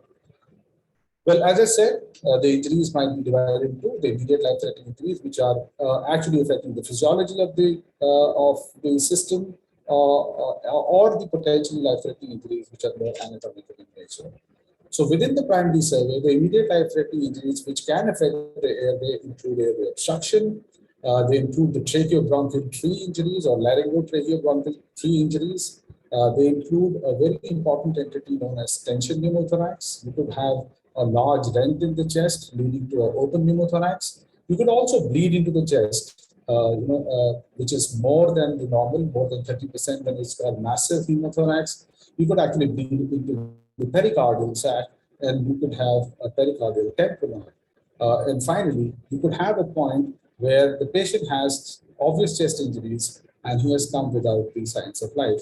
So this is something which is known as traumatic circulatory arrest. And there's a new algorithm in the ATLS 10th edition for the same, and I'll be discussing briefly about that. So airway obstruction, you can actually diagnose it. If there is a direct injury to the larynx, you can see some injuries, you can see stridor or a change in voice, or you can have a palpable or visible defect in the neck. And that's why I always say that whenever you're dealing with the breathing part, expose the patient, head down, neck should be exposed, expose the chest, and then look for any palpable or visible defect in the airway. And the simple thing is that these patients with airway obstruction would definitely require a definitive airway, initially endotracheal intubation, or if there's an open wound, or if the endotracheal intubation is not there, you cannot perform, then probably a surgical airway. Tension pneumothorax is an entity which is pretty common. Actually, we don't diagnose it that way, but it is not that uncommon at all. And the diagnosis should be purely clinical. So a patient who's with shock has got a silent thorax and on percussion is hyperresonant should raise your antenna towards the diagnosis of tension pneumothorax. Well, the mechanism is a one-way valve in the lung due to lung trauma. The air can enter the thoracic cavity, it cannot leave, and therefore it starts accumulating. There's a pressure, it shifts the mediastinum, first collapses the lung, and then shifts the mediastinum to the opposite side, leading to an obstructive type of shock. Management, a needle thoracocentesis in the adults, that's the difference in the 10th edition, is that you do a needle thoracocentesis in the same space where you put in the ICD. That's the 5th intercostal space, just anterior to mid-axillary line. If you're not able to do that, you could actually give an incision and push your finger inside and do a finger thoracostomy. In pediatric age group, until the age of around 10 years, still second intercostal space in mid-clavicle line is the preferred space where we put in a needle. Definitive management in the ED would be putting in an ICD, again at the same space. Do not wait for radiological confirmation of tension pneumothorax. There is no radiological confirmation. It is a clinical diagnosis. Put in a chest tube if you are suspicious. There are certain commercially available needles like this one, which is self-adhesive. It has got a lure lock. It's generally an 8 French needle, a long one. So these are available if you have fancy choices to make. An open pneumothorax results when there's a rent in the chest, which is more than 2/3 the diameter of trachea. So as I said, we suck in air. So instead of the trachea, the air would be sucked in through the open wound or rent in the thorax. So what it will do is actually collapse the ipsilateral lung. And also because the less amount of air is entering through the trachea, the opposite lung oxygenation will also suffer. And that's why it's an immediate life-threatening injury. You need to cover this wound with a 3-sided cover, occlusive dressing. And then later on, when you find time, you can insert a chest tube. And finally, if the rent is big, then you might have to take him to the OR for definitive operation or closure of the chest wound.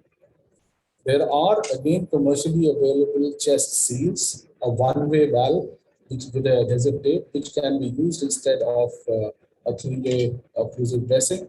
But I think a simple polythene bag taped 3 sides would work as good as these fancy ones.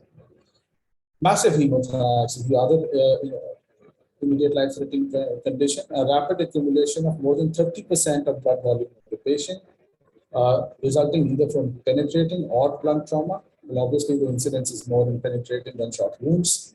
The diagnosis is made by absent breath sounds along with hemorrhagic shock. And at the same time, instead of the chest being hyperresonant or resonant, it will be dull to percussion. So the management paradigm or algorithm is volume restoration with chest decompression. If you have a 1.5 liters or 2 lit or more than that blood stat and more than 200 ml per hour, just see if the patient is hemodynamically stable or unstable. Unstable obviously goes to the OR. If he's stable, alert, then probably you can wait and watch for some time. But again, word of caution is that unless you have a trauma or a thoracic surgeon or somebody or a general surgeon who's trained in thoracic surgery, please do not take these patients to the OR. Cardiac tamponade is another immediate life-threatening condition. Even small amounts of blood in the pericardial sac can actually cause obstructive shock. There's a diastolic dysfunction of the heart. It cannot beat well, and therefore the cardiac output is reduced and the patient results in shock. There has to be a high index of suspicion.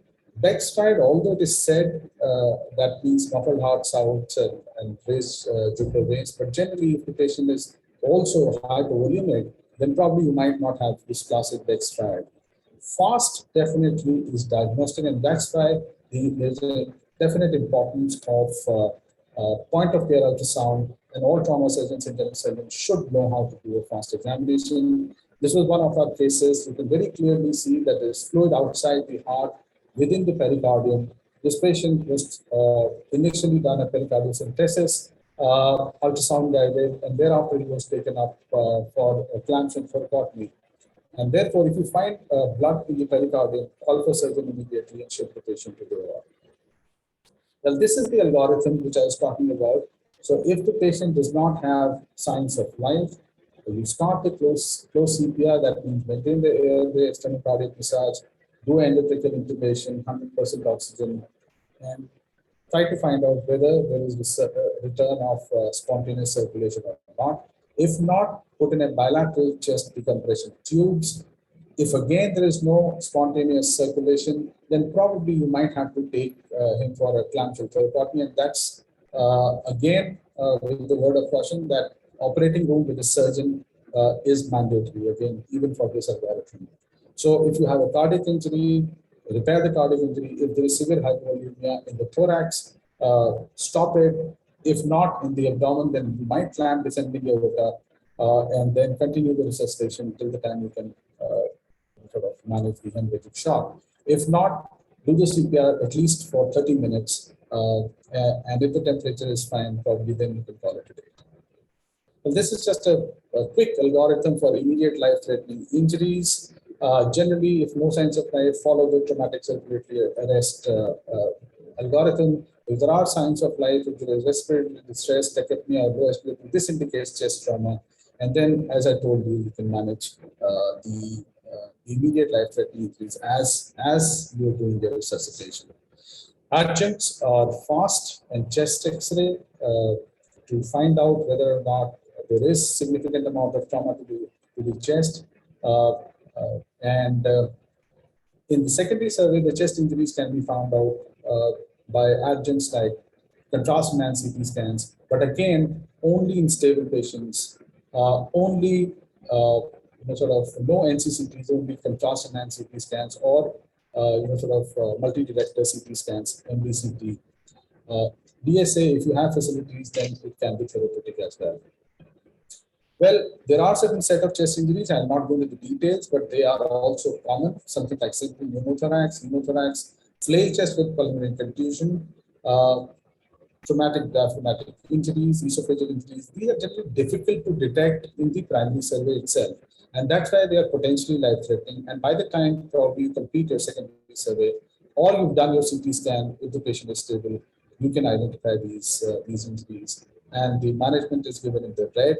Most of them are managed with simple intercostal tube drainages. Obviously, if there is a diaphragmatic injury, esophageal injury, or aortic disruptions, you might land up with surgery. But nowadays, more and more aortic injuries are dealt with by endovascular management. Just a word about flail chest, because that's important. It used to be the immediate life-threatening injury till the 9th edition of ATLS. In the 10th edition, they put it in the potentially life-threatening injuries. We all know the definition that it should be having a fracture of 2 contiguous ribs of more than 2 places. The management essentially is re-expanding the lung. And if you need, you have to ventilate with positive pressure these patients. Restrict the fluid once the patient is stabilized and give adequate pain relief. And I think those are the mainstays of flail chest. Some of the other common injuries which are found in the chest, potentially life-threatening, very commonly found along with blunt trauma are rib fractures, multiple rib fractures, and also subcutaneous emphysema. So these are the 2 other injuries which are, or presentations of chest injury, which are very common. So majority of the injuries that you see would be non-operative or non-operative interventions like chest tubes, simple procedures, ED procedures. Operative, as I said, limited role, more in penetrating trauma as compared to the blunt trauma. So mostly non-operative management would be chest tube insertion, and not with the detail. Dr. Amit would take chest tube insertions in the next session. Adequate analgesia, either IV or we very frequently use thoracic epidurals. Good chest physiotherapy, both passive and active, and continue to re-examine, re-evaluate this patient, because trauma patients are very dynamic and they can go down anytime. So role of thoracotomy, as I say, increases as you go inside the thoracic cavity. Majority of the chest wall pleural space problems can be done with just ICDs. Majority of even the lung problems like pulmonary vessels or parenchymal leaks would settle down on their own. A very few would probably require operative interventions. And the role of thoracotomy is basically limited to either the injuries to the heart, great vessels, tracheobronchial injuries, esophageal, diaphragmatic injuries, or at times traumatic pylothorax. Or nowadays we do a lot of VACs and retained pneumothoraxes also. But again, word of caution, do not explore if you do not have a blood bank, a good ICU, an experienced anesthetist, and a trained trauma, thoracic, or a general surgeon with training in thoracic injuries. Kindly sort of manage the patient initially and safely transfer to a appropriate center. Just to tell you, I experienced in the last 2 years, more than 3,500 admitted patients, 30% had chest injuries. 30% of all trauma patients would have some sort of chest injury. Again, as I said, 95% of them were managed by non-operative management with either ICDs, with or without ICDs, or interventional radiological procedures such as endovascular procedures. Operative was restricted to only 5%. And that too because 95% of our civilian trauma is blunt in nature and not penetrating. Just if some of the residents are interested, we've already published our presentation patterns of chest trauma in Indian Journal and a series of 50 cardiac injuries in the Chinese Journal of Surgery in 2016. Now we have over 70 cardiac injuries with a success rate of about 60%. So it's just a matter of starting off. You don't require a cardiac surgeon. By the time probably the cardiac surgeon will come, the patient will die. So to conclude, chest injuries are very common in polytrauma. Nearly 1/3 would have some sort of a chest injury. Every effort should be made to diagnose life-threatening injuries during the primary survey and along with the resuscitation itself. Most injuries can be treated with simple emergency procedures like ICDs or needle or finger thoracostomies. Operative intervention is required only in select group, but the quintessential thing is the ability to recognize that this particular chest trauma is lethal. Thank you so much for the patient hearing. Thank you, Professor Amit Gupta, for that wonderful talk. Chest trauma is something which is very commonly encountered, but the experience in dealing with such kind of trauma is not very brilliant in majority of the situations, and hence contributes to a large mortality rate. And he has rightly put it that training, adequate training in cardiovascular and thoracic and particularly vascular surgery is very important in making up the life of these patients. One question has come in about resuscitative thoracotomy. Can you just put a couple of lines on resuscitative thoracotomy, your experience? So I think resuscitative thoracotomy now has changed to the management of sort of traumatic circulatory arrest, as we call it. That's the indication. And the resuscitative thoracotomy, once again, should be done or is indicated generally in penetrating injuries, not very much, no role in blunt trauma. We have tried, our residents have tried, opening up the chest in the EDs, even in blunt traumas. But generally, if there is a cardiac injury or a great vessel injury, they've already bled to death. So not much can be done. But yes, penetrating injuries with a pulseless electrical activity or as a part of the algorithm for the traumatic circulatory arrest, resuscitative thoracotomy can be done. It's got generally 2 or 3 things to be done. Generally, it's an left anterolateral thoracotomy. It can be extended or to the other side. It is generally internal cardiac massage. Open up if there is a cardiac injury, sue the heart, stop the bleeding from any great vessel, cross clamp the aorta, and do the internal cardiac massage. So that's pretty much it. But again, once again, it needs a bit of training, and therefore, if you are a general surgeon, you can attempt it. But it will be good that if you can take about 4 to 5 months of training in a thoracic unit, or you are inclined towards opening up thorax. Otherwise, don't attempt it. A small word of caution that it's not something to be attempted at all places that is described in the textbooks. There are always an overindulgence in doing something heroic, which is not uncalled for. So that's a word of caution that I would like to put in. If the patient stands to gain, no harm, but it shall not be just for your personal, glory to say that I have done thoracotomy in the casualty or wherever. Absolutely, sir. Yeah. With that, let me close the session. On behalf of all the 3 faculty who have been invited to share their thoughts and lectures today, I would like to place on record our sincere gratitude to the organizers of the Traumasicon, particularly the senior office bearers like Professor Sanjay Shah, Dr. Vineet Kumar, Dr. Shiv Pujay, and the galaxy of eminent leaders in the association for taking us to the platform and allowing us to share some of our thought process. Thank you very much. All the best for the ensuing sessions also. Thank you very much. Thank you so much. Thank you, Professor Dr. Santosh sir, who is always anchor point as far as ASI's academics are concerned, whether it is RRC program or NSEP program, which is very much successfully running almost for more than a year now.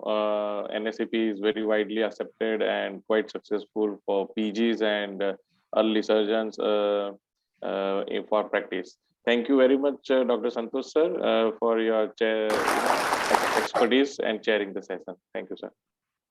May I now invite Professor Dr. Ashok Puranik, sir. He will be chairing the next session on how I do it, which would be a mostly video session. Dr. Ashok Puranik is a trained general surgeon, and as well as he has got 2-year fellowship surgery from Australia, Alfred Monash, and he is a ATLS and DSTC qualified surgeon from Royal College of Surgeons of Australia, and now he is head of Department of Surgery at AIIMS Jodhpur. So, Dr. Ashok Puranik, over to you, sir. Thank you.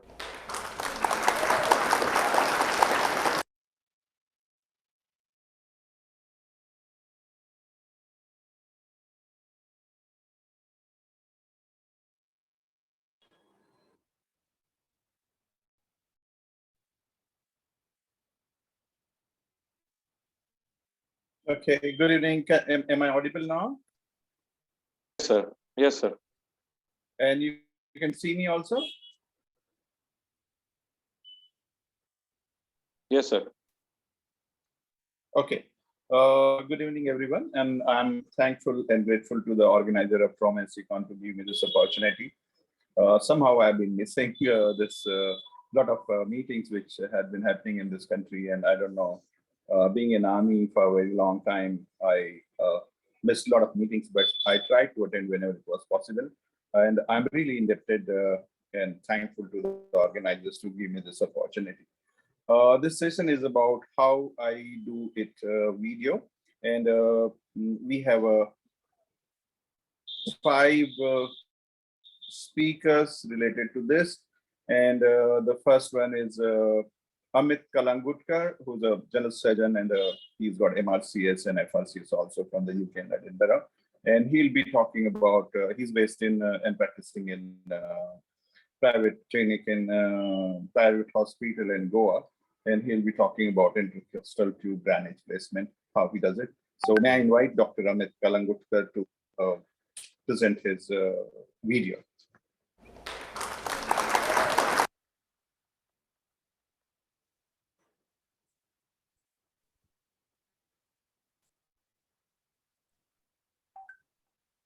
Amit, sir.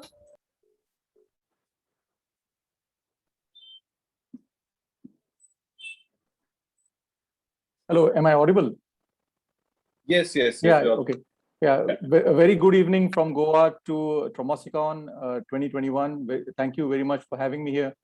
I would start my short presentation on intercostal tube drainage.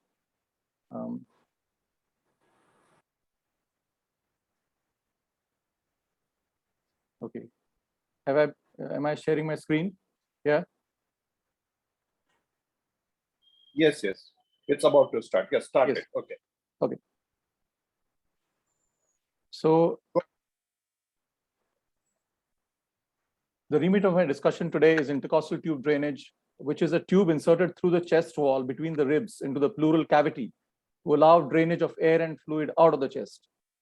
It is effective if it is adequately positioned and there is a one-directional flow of the air or fluid. It allows drainage of the pleural contents and expansion of the lung, and in most cases is all that is required in chest injuries. One thought that should come to mind, if possible in the institution, is autotransfusion at the point when you're going to take a decision of inserting an ICT, particularly for hemothorax. The indications, as mentioned very lucidly by Dr. Amit Gupta earlier on, is pneumothorax, either open, closed, simple or tension, a hemothorax, or a combination of the two. Contraindications are refused consent. Relatively, it is coagulopathy, adhesions, multiloculations, which are rare in trauma because it's a virgin pleural cavity that we are entering, and avoid placing a chest drain through infected areas or through existing wounds. I'll be starting the video now.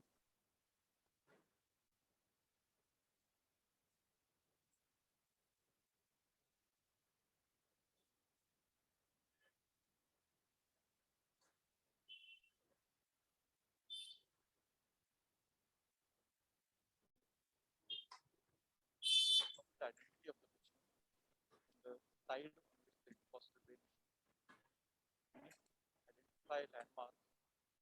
Get the correct place for insertion. Trauma, patient is fine. Sorry, is there any volume, sir? In video? Arm of the patient, side of insertion. Place. Yeah, at the end. To identify the landmark. Focus on the notch first identified. As it brings the finger downwards. Dr. Amit, we cannot hear your audio on the clip, so I suggest you can narrate along with the video. That would be helpful. Sorry? Can you narrate along with the video? That would be helpful because we cannot hear the audio. Okay, okay. Thank Definitely. you. Yeah, should I start again? Yeah, you can start. Okay. So confirm, we have to confirm the identity and the side. The identification of landmarks should be done to get the correct place for insertion. Usually the patient is supine Otherwise, in non-trauma settings, patient can be elevated at 45 degrees. Arm of the patient must be extended and placed below the head if possible. Identification of landmarks. Suprasternal notch is first identified. The finger is traced downwards to feel the angle of Louis. The second rib is attached to the angle of Louis laterally. Below that is the second intercostal space. Tracing the finger laterally, the ribs can be identified right up to the triangle of safety in the axilla, which ideally is the fourth and fifth rib spaces. The triangle of safety is demarcated by the lateral edge of the pectoralis major, demarcated by a triangle, lateral border of the pectoralis major. The mid-axillary line, which is actually the lateral edge of the latissimus dorsi, and a vertical drop from the nipple downwards or from the inframammary fold in females. On identifying the fourth or fifth spaces in the triangle of safety, one should preferably mark with a surgical marker if time permits prior to painting and draping the patient, so that we are clear where we are going to enter. Here we are marking the fifth rib. Above that will be the fourth intercostal space.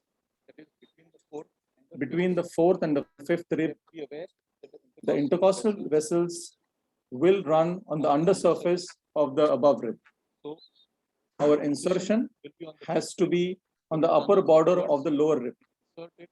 The incision will be on the lower rib, and the tunneling is done upwards and obliquely along the upper border of the lower rib. Equipment check is mandatory before starting the procedure. Trolley must be inspected. Essentials will be cleaning materials, instruments such as artery forceps, needle holder, suture cutting scissors, and a strong suture to fix the intercostal tube. The size of the intercostal tube generally in trauma settings would be around 32. It has side apertures and an end aperture and markings how deep the tube has to be placed. Connector is a very important part of your trolley. Before starting the procedure, we have to make sure that the underwater seal is prepared and filled with sterile saline up to or just above the demarcated line.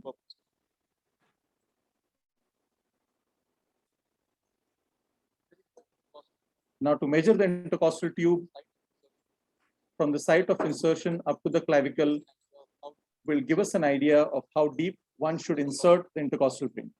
Approximately, there is a marking of 10, which will be visible in our patient. After taking informed, valid consent and adhering to universal precautions, patient is cleaned and draped with proper aseptic precautions.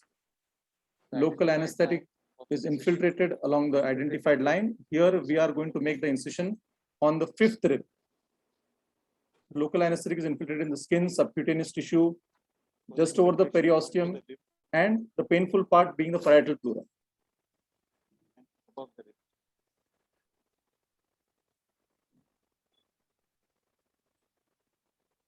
A 2 to 3 centimeter incision is made over the rib along the marked area. Blunt dissection is done with a hemostat, first up to the rib and then tunneling upwards and slightly posteriorly in an oblique manner to create a valve effect once the tube is removed. One should creep up along the upper border of the lower rib in the space as demonstrated. The parietal pleura is just breached with the tip of the hemostat, and one should watch out for air and blood gushing out. Blunt finger dissection is performed, reaching the rib and along the upper border of the rib, widening the aperture, and a finger thoracostomy followed by a finger sweep is performed.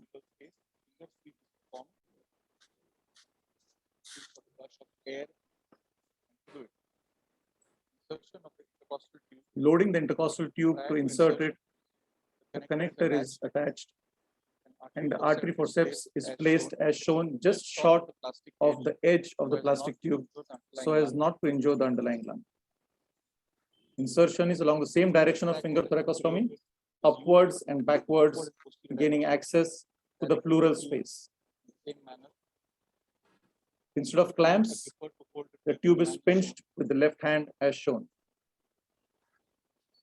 The tube is inserted up to the level that was pre-decided. Here it is level number 10. Once inserted adequately, posteriorly and superiorly directions, underwater seal is attached, and one should look out for air, blood gushing out, fogging of the tube, and movement of the water column in the underwater seal. Securing the tube in place. It is important to secure the tube in place. A good idea is to pre-place a purse string suture around the tube, which will aid us in closure of the aperture at the time of tube removal.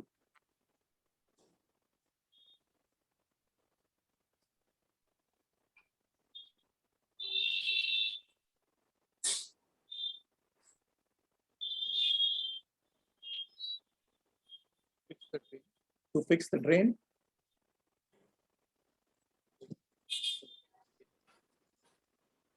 the suture on the skin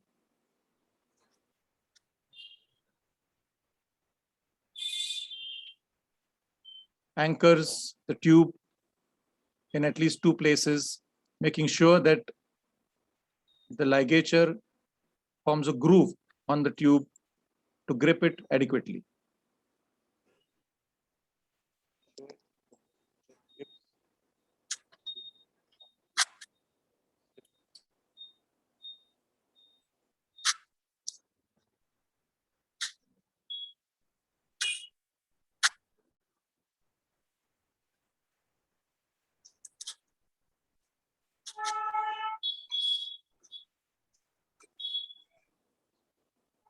Incision is then completely closed to form an adequate seal so that the underwater seal acts like a negative pressure.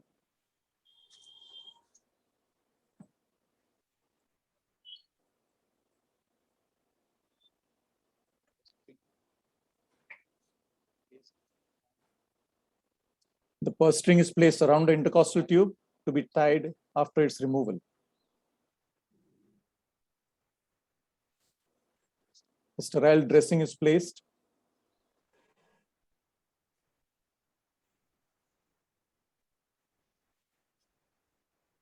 And secured with adhesive tape. There are many ways of fixing this. I will demonstrate one which works.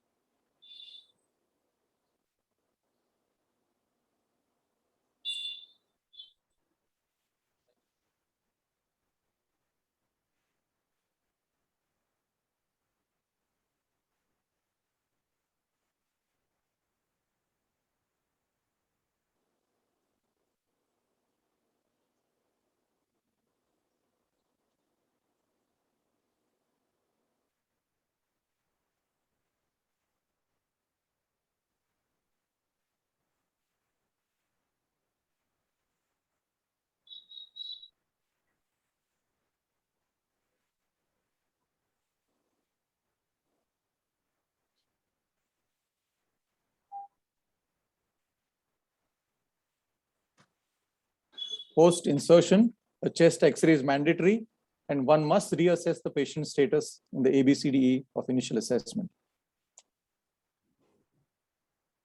Around less than 10% complication rate is reported. It can be insertion related.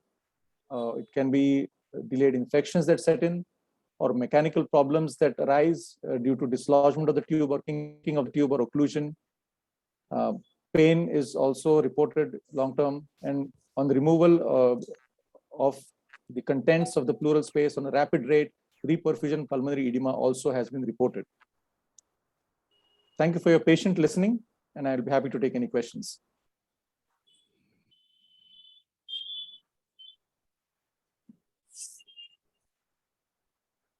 Thank you, Amit. And that was a wonderful demonstration of how to place a tube, the place, the size of tube, the length of tube, and what all can go wrong. You have demonstrated it very well, and the post-op X-ray especially. Still, as you said, there's 10% of the complication. It can go subcutaneously also along the rib. So correct. And the subcutaneous emphysema is exactly. Yeah. So the movement of the air has to be always confirmed. The Yes. movement of the column. Yeah. Correct. Thank you. And also, So should we move on? Speaker? I think there is one. I think there is one question in the chat. If there is a separate penetrating injury and air is coming out, what should be done with the wound? Small in size, after placing the tube, only taping will suffice over that wound. Now, as Professor Gupta has said, that if the hole in the chest wall is more than 2/3 the diameter of your trachea, it will be an open chest wound, and the mechanics of inspiration will fail. So then you need to place a 3-sided occlusive dressing. The tube has to be placed from a separate wound, a separate incision, and then debridement and closure of the wound has to take place separately. If there is an associated humerus fracture, then, well, you have to just manage with the way the arm has to lie. In bilateral hemothorax, which side should ICD be put first? The side where the hemothorax is more. In case of emphysema with pneumothorax, what do you do? Well, you have to just dissect down to the rib. And that's why the rib landmarks, the anatomical identification of the triangle of safety, getting down to the rib. If there is subcutaneous emphysema and you have to put a chest in on the same side, I would make a wider incision. I would make a wider incision, make sure my incision and dissection hits the rib first. Then I know that I'm on the rib. Then I will creep up along that rib to enter the space above it. That way I'm safe and do not injure the intercostal vessels. I hope that has answered some questions. Yeah, similarly, if there is a if your tube has come out, you have to make a separate stab and separate entry. Correct. Please You have to start over again. Absolutely right, sir. Okay, so we move on to the next speaker now. Okay, so we have next speaker is Dr. Khusro Bajan.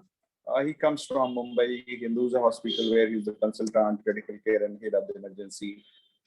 He has been a chief relief team during the Bhuj earthquake in 2001, and he's been awarded Lifetime Achievement Award of Emergency Medicine India in 2015.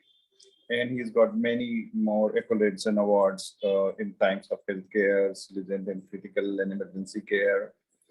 He's been co-author in textbook of emergency and trauma, and also the textbook of signs and symptoms in clinical practice. Incidentally, I have also contributed chapters in these 2 books, and he's been a task force member for the Maharashtra state for the COVID control. And he has featured in India Today top 10 doctors of Mumbai in 2019, 2020, and 2021. So let's listen him about how he does cricothyroidotomy and the video from him. Dr. Khusro Bajan. Thank you so much for that kind introduction. And it's always a pleasure for me to join again with my ATLS colleagues and listen to them and learn from them again. And it also gives me a pleasure to be associated with the Traumasicon, which is so beautifully arranged since the last 3-4 years. My talk is very short here, and I will stick to the time. And I'm only going to talk about the cricothyroidotomy, when, how, and what are the complications to look out for. Is it seen? Is my video seen? The first slide is seen. You can play, watch the video. Right. So we need to understand when we talk about cricothyroidotomy and find out the exact anatomy of the area. Once you know the exact anatomy, half the work is done. We need to then cover the types of cricothyroidotomy. We need to know the techniques and then the limitations and the complications. So looking at this chart, we need to look at the Adam's apple, which is the thyroid cartilage. We need to slide down to the cricoid cartilage, and there is a thin membrane here, very small area in which we need to do our work. So when do I do a surgical airway or a cricothyroidotomy? The inability to intubate the trachea is a clear indication for an alternative airway plan. Let it be an LMA, LTA, or a surgical airway, which would be even a tracheostomy. But I'm going to talk about a cricothyroidotomy, which I would divide into needle and surgical, and the surgical again divided into the conventional scalpel-based and one new technique, which is called as the percutaneous kit. So what are the indications to do this? The indications would be edema of the glottis, laryngeal fractures, severe oropharyngeal hemorrhage obstructing the airway, and an inability to place an endotracheal tube through the vocal cords. And not only in trauma, but sometimes in anaphylactic shock angioedema, you might have to do this. Why do we prefer a cric over a tracheostomy? It is easy, probably less bleeding. It is much quicker in an emergency situation, and it is easy to master by a non-surgeon like me. So let me just touch upon the needle cricothyroidotomy. Basically, this is almost not done in today's day and age. It is a temporary way of giving supplemental oxygen in patients whom we cannot oxygenate or ventilate. It converts a very emergent situation into an urgent situation. We would use a 12 or 14 gauge needle in adults and a 16 to 18 in children. And this is used to give jet oxygenation and intermittent ventilation. And this is how you would probably do it. So you have the needle, you keep on aspirating as you go in. And when there is air in the half-filled syringe, you would know that you are in the trachea. You would then put the tube, the needle in, and then you would connect it to an oxygen delivery source at 50 psi, and you would have a hole there which you would manually open and close this valve 12 to 20 times per minute. The problem is that it can cause a lot of problems like emphysema and killing the patient even further. And this is only, remember, that it's a temporary measure in which adequate oxygenation can be only given up to half an hour. And therefore, this is only to buy time before doing a surgical airway. And therefore, this is probably not a thing to be done. Only when you do not have help, you might do this till better help arrives. Looking at the surgical cricothyroidotomy, I will just play 2 videos so that we understand that this is the much more easier and definitive procedure. So this video is self-explanatory. Hyperextend the patient's neck unless a cervical spine injury is suspected. This position brings the larynx and the cricothyroid membrane into the extreme anterior position. Locate the cricothyroid membrane between the cricoid and thyroid cartilages by palpating the depression caudal towards the feet to the midline Adam's apple. Clean the area well with betadine solution. Using a scalpel, make a vertical incision through the skin large enough to accommodate the Shiley tube over the cricothyroid membrane. If necessary, spread the soft tissues to better visualize the cricothyroid membrane. Find the cricothyroid membrane and make a 1 centimeter incision in the horizontal plane through the membrane, avoiding any nearby nerves, arteries, and veins. At this point, it is necessary to enlarge the opening in the cricothyroid membrane to allow insertion of the tracheostomy tube. This can be done by using a hemostat or by inserting the handle of the scalpel into the opening and twisting it to open the space between the cricoid and thyroid cartilages. It is very important not to aim any instrument cephalad towards the head, since injury to the vocal cords may occur. Insert the Shiley tracheostomy tube caudally through the incision and remove the beveled stylet. If a tracheostomy tube is not available, a number 6 endotracheal tube can also be used, and entrance may be facilitated by use of a stylet. Ventilate the patient by hand with a bag valve or with a ventilator at the highest available oxygen concentration. Auscultate lung sounds for proper placement. If present, inflate the cuff with 10 cc's of air and secure the tube in place. So this is how a surgical cricothyroidotomy is done. But we have a new kit which is available since the last about 4 or 5 years. And this needs less training and it is self-explanatory. So I would like you all to see this PCK, which is the percutaneous kit, and it is available by Smiths, Cooks, and Portex. The PCK in use. Stabilize the trachea and locate the cricothyroid membrane by palpation of the depression immediately below the prominence of the thyroid cartilage.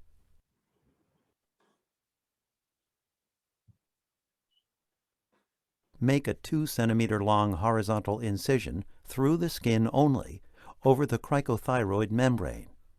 An adequate length of incision is vital to ensure the tube will pass through the skin easily. Hold the device with the thumb on the needle hub and forefingers under the tube flange. The key engaged into the flange must face uppermost toward the patient's feet. Along with a grip, this will enable correct alignment of the PCK and operation of the Verus needle. Failure to observe the red indicator flag at all times may result in improper placement of the device or trauma to the posterior tracheal wall. With the trachea stabilized, place the needle tip into the incision centrally over the cricothyroid membrane, perpendicular to the skin. Insert the device while continually observing the red indicator flag in the needle hub.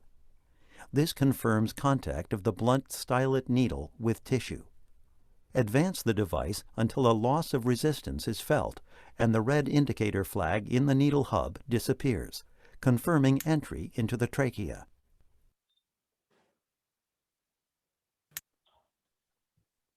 Saline or air in the syringe may be used to confirm aspiration by attaching it to the clear hub. Continue to carefully insert the device at the same angle until the red flag is observed to move again in the needle hub, confirming contact of the blunt stylet with the posterior wall of the cricoid cartilage. Angle the device into a caudal direction and advance it 1 to 2 centimeters into the trachea. If the red indicator flag is observed to move at this stage, do not insert any further. Movement of the red flag indicates contact with the posterior tracheal wall at this stage. Remove the needle and while holding the dilator stationary, slide the tube off the dilator and fully into the trachea. Slight twisting of the dilator within the tube may assist at this stage. So I'm not saying this is a better procedure than the surgical tracheostomy, cricothyroidotomy, but we know that we have an option with little lesser training. You can actually save the patient by putting a percutaneous kit, using that and putting a cricothyroid. We should always remember the complications with this as it is life-saving. It can cause aspiration, it can cause hemorrhage, uncontrolled hemorrhage, and as I mentioned earlier, it can cause emphysema, false passage, lacerations, and later cellulitis of the neck area. So in summary, consider a cricothyroidotomy in an emergency airway situation when we cannot ventilate and cannot oxygenate, and this is the situation where we need to do a surgical airway. A definitive surgical airway is always life-saving, and one should know the procedure, its risks and limitations. Thank you. Dr. Kusto, thank you for your delivery on cricothyroidotomy. There are a few questions, I think, related to this. Okay.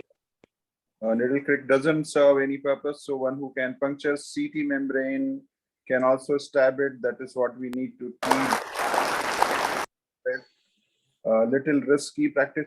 Okay, I have a question. Like if the patient has got is obese and he's got a neck trauma, then how you're going to perform this?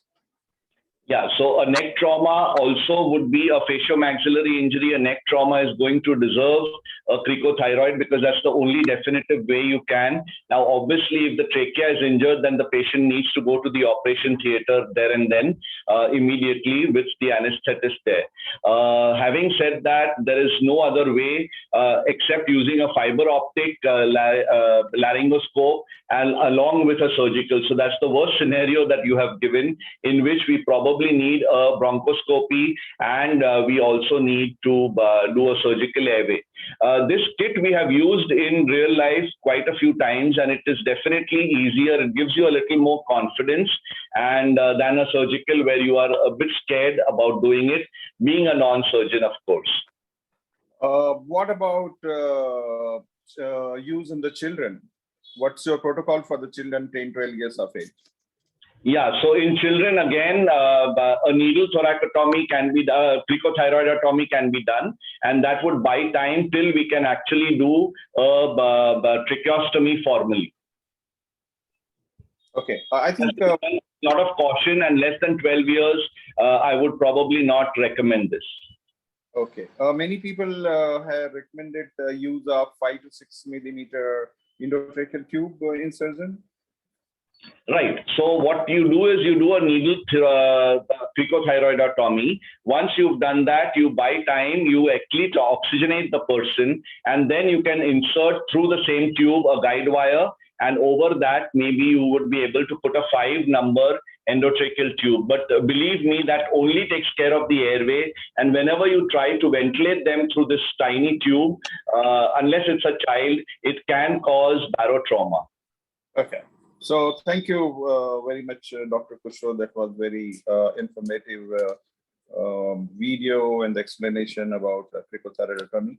We move to the next presenter, and she is Dr. Mronal Ketkar. She is faculty with the Bharati Vidyapeeth at Pune, and she is a surgeon and FAIMR fellow, and she is the professor and the head of the surgery and trauma with the Bharati Vidyapeeth.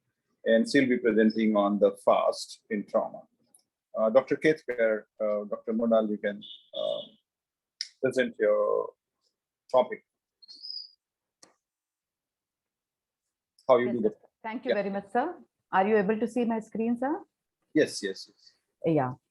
Thank you very much to the IAPCC organizers for inviting me for this. I have a small presentation followed by a very small video in order to make some point. I will not be showing a video of complete FAST examination. So proceeding, FAST, the accepted acronym for FAST initially was focused, the accepted interpretation was focused abdominal sonography for trauma till 1996. And in the 1997, after the FAST consensus conference committee, it was supposed to be called as focused assessment with sonography for trauma, as it includes much more than just an assessment of abdomen. If you can see, initially it was not accepted as the assessment method for trauma. So not worthwhile, after moving from not worthwhile for hemodynamically stable patient, at present we are where it has been accepted as a part of ATLS primary survey. It gains a position immediately after the ATLS primary survey. So why now? Basically because we have high quality equipment at a fraction of previous cost available with us, much smaller machines which can be easily moved about in our EMS, and there is no disruption of patient care whatsoever required while doing FAST. We need to understand what is the exact purpose of FAST. It is essential in screening ultrasound. So it's not a complete formal ultrasound examination. It is very limited, focused, critically time dependent, and it has a direct bearing on patient outcome. So basically, it is done to rapidly identify any free fluid, usually blood, in the peritoneal, pericardial, or pleural space. So it's very, very focused examination. When it is performed immediately after primary survey of the ATLS protocol, And now we have what is called as an extended fast examination. There are only 3 types of interpretations. Basically, a positive fast when you find a free fluid, negative fast if you don't find a free fluid in any of these 3 spaces, and in indeterminate examination if you are not able to completely assess any of the proper fast windows. There are certain free fluid scoring systems which are there in literature. One is if you have more than 2 millimeter fluid pocket, it becomes a score 1. And if you have more than 3, that is more than 2 or 3 pockets giving you a score of more than 3, surgery is indicated. And there is another fluid scoring system where a vertical height of fluid in centimeter is used to score. Who is qualified to do fast? According to ATLS protocols, each and every surgeon. So this is where I would invite little more questions from our spectators. So this is the only reference which I found where it says American College of Emergency Physicians recommends 150 ultrasound examination. There is another reference which I have which says at least 20 to 25 hours of didactic sessions with 50 proctored ultrasound examination, which have been also proctored by ultrasound specialists. So this is where we are as far as who is qualified to answer this particular question. So the specification for the ultrasound machine that is used is modern grayscale B mode ultrasound between 3 to 5. So 3.5 megahertz curvilinear transducer is used for every fast examination. And one hint is giving a trend line position improves the sensitivity of fast examination. So these are the common windows that are used for basic fast. In addition to that, for e-fast, we have 2 more windows to examine the thoracic cavity. So these are all the intra-abdominal recesses that can be assessed by a fast examination. Basically, the Morrison's pouch in the right upper quadrant. Also, you can extend to right subphrenic and the right paracolic gutter. The left upper quadrant window will assess the perisplenic area and can be extended to left paracolic gutter in the left subphrenic region. And then we have the subxiphoid or the cardiac and also the thoracic windows. So little explanation on this particular slide. We in the right upper corner, you see how to hold the transducer in the hand. So the assessor stands to the right of the patient, and with the right hand, he holds the transducer with the pointer on the transducer pointing upwards. Basically, it's a sagittal placement of the transducer, and you can move the transducer down or in the caudal direction in order to see the liver point, which is the highest assessment or sensitivity for detecting even the smaller amount of fluid in the Morrison's pouch. We can see a normal assessment to the right where there is no fluid in the hepatorenal pouch, and lower down you can see a dark shadow which indicates the fluid in the hepatorenal pouch. Similarly, in the left upper quadrant, there are smaller recesses. The transducer is placed between the 6th and 9th intercostal space. It is more towards the posterior axillary line, whereas in the right upper quadrant visualization, it can be between the mid and the posterior axillary line. This is a smaller recesses. Again, you can move the transducer anteriorly and posteriorly in order to clearly visualize the perisplenic and the subphrenic spaces. The third one is the suprapubic region, where you can hold the transducer either in the vertical direction or horizontally. One more pointer for this particular assessment is the bladder should be full, which will give us a better assessment of presence of a free fluid in the retropubic or in the utrovesical pouch in case of females. This is another addition where you called, it is called as the e-fast or the extended fast examination, where you are looking at you are first looking at the cardiac window, not the extended fast. I'm very sorry for that mix-up. So this is a cardiac window where you have a 4-chamber assessment, and this is very sensitive. You can diagnose right up to 30 cc of fluid in the pericardium. If you're not able to assess in the subxiphoid window, the transducer is placed and it should be angled towards the left shoulder of the patient. If you're not able to assess this properly, you can use a parasternal view, but this is more commonly used by the cardiologist. And it becomes a little difficult for a general surgeon to assess with this parasternal view. Now, this is the extended fast in which you are trying to look for a pneumothorax, the presence of a pneumothorax. This is a classical appearance of a normal lung sliding, which is also called as a marching ant. Basically, as a general surgeon, you should look for the dynamics in this region. You should look for the sign where if there is no pneumothorax, you will see the sliding lung sign, which is easiest to pick up for any general surgeon.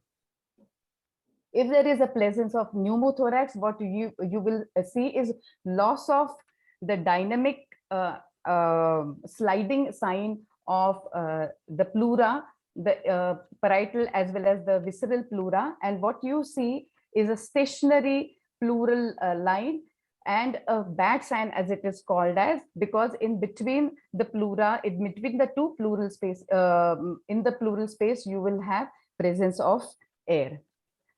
So this is more explanatory, where there is a loss of lung sliding. The comet sign is absent, comet tail appearance is absent, and you see a presence of air. So this is flow chart for use of fast in unstable patient and a stable patient. If it's an unstable, hemodynamically unstable patient, fast, either a positive fast hemodynamically unstable patient should be immediately sent to the operating room. Think about that after, yes, depending upon the mechanism of injury and the other signs that you have. If it's a relatively a stable patient with a positive fast, can go to a CT. If it's negative fast, you can still observe and you can repeat the fast examination. So the clinical scenarios where fast is most useful is basically in hemodynamically unstable patient, patient who need an emergent bedside procedures, intoxicated patient where the signs and symptoms are not very reliable, patients with penetrating trauma with multiple wounds with unclear trajectory, especially in the upper abdomen or in the lower chest, and patients with concerning mechanism of injury but not much indication for CT, especially hemodynamically stable patient. So the sensitivity is from 76 to 90%, but it has a low sensitivity in detecting a specific organ injury. So the strength of fast being it's rapid, portable, inexpensive, non-invasive, also technically very simple, easy to train even the residents, can be performed serially and repeatedly. This is very important and useful for guiding a triage decision in trauma.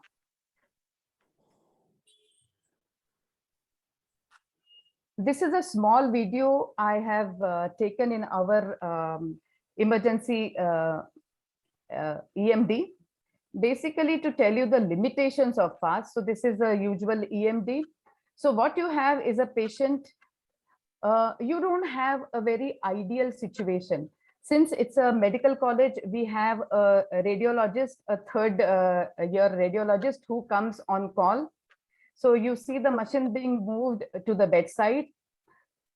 Okay, and the third year resident, so this is my resident who's moving and arranging everything for the radiology resident.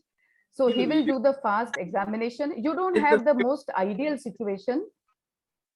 Can you please, you don't have the video is not seen. Yeah, the video is not seen.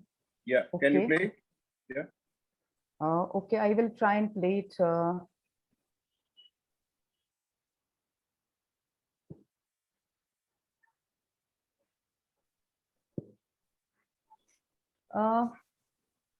Okay, sir, because And can we play from our side? yeah, please do it.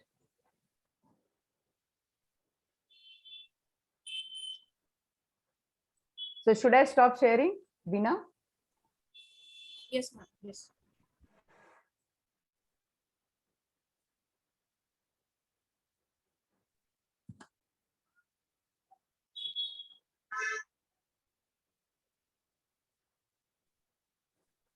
So the video which I have taken is basically to show certain limitations of FAST in the real life situation.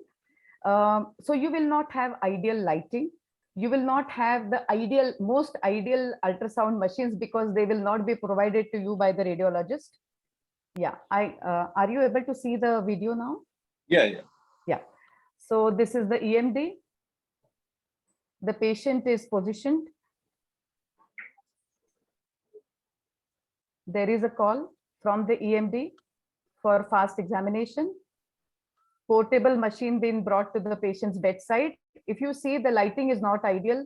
The machine is not the state-of-art machine. Okay. So I think since because of the lack of time, we can run the video. Veena, please.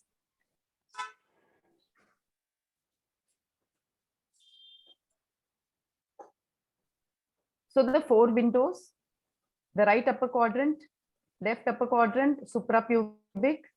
So this is the curvilinear probe that we are using. So left hand operates and adjusts the setting of the machine, and the right hand will use the examination. So you can move it either cephalad or caudal in order to judge the hepatorenal, the right paracolic and the left paracolic gutter and the subphrenic spaces. So this is the movement that can be used in order to make the assessment more fruitful.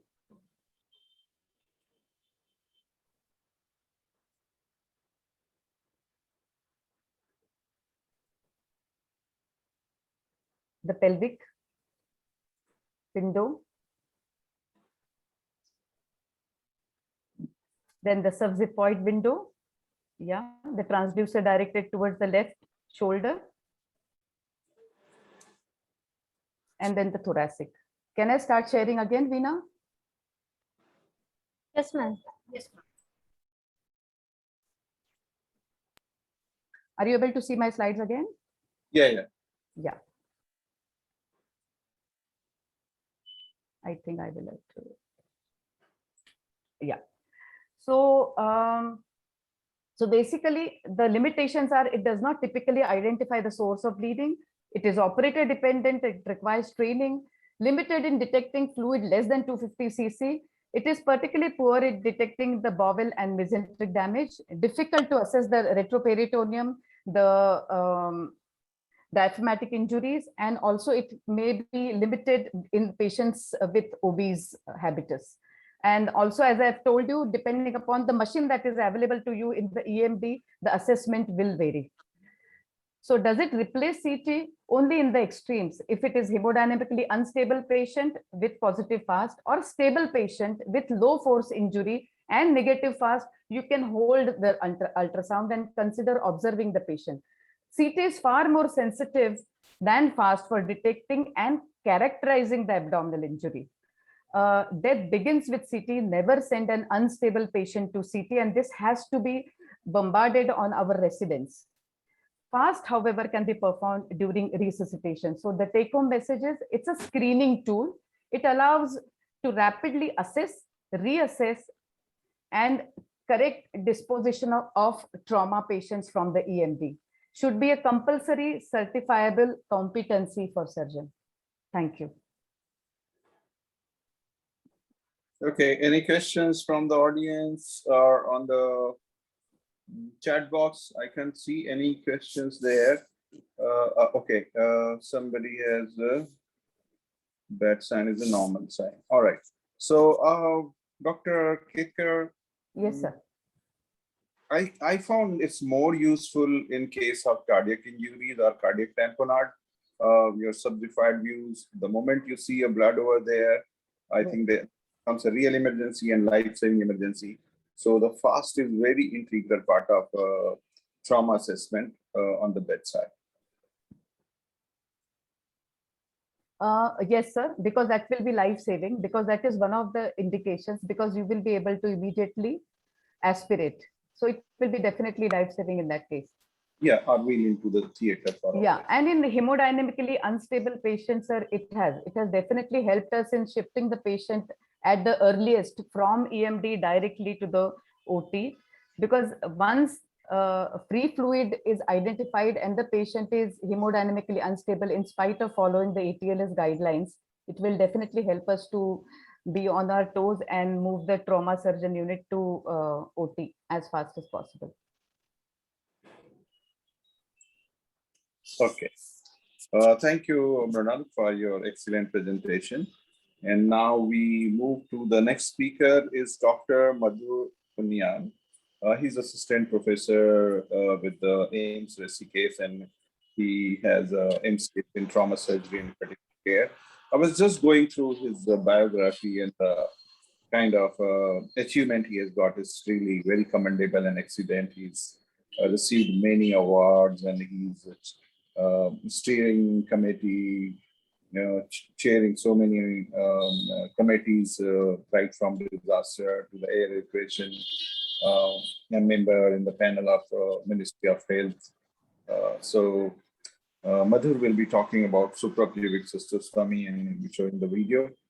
Madhur, you can show your video and talk. Thank you, sir, for the kind introduction. Basically, that all is because I think trauma is a teamwork, and for somebody to, who's getting a foot in trauma, he has to learn the teamwork first. So with those words, I request the organizers to kindly play my video, please.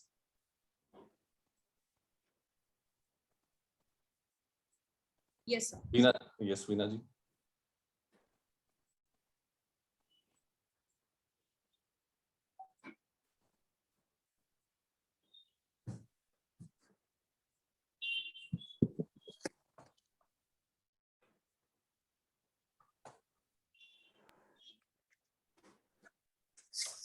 No, I'm sorry. I guess this is the wrong video. I mean, is it there, the presentation which I sent you today?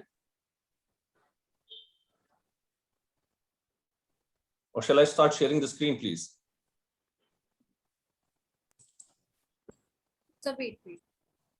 Good evening, one and all.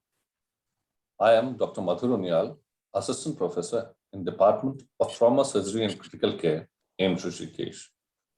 I'll be talking about how do I do suprapubic cystostomy. In trauma, urinary catheterization is indicated not only to relieve the retention of the urine or to provide comfort to the patient who already has other injuries, but more importantly, to monitor the urinary output.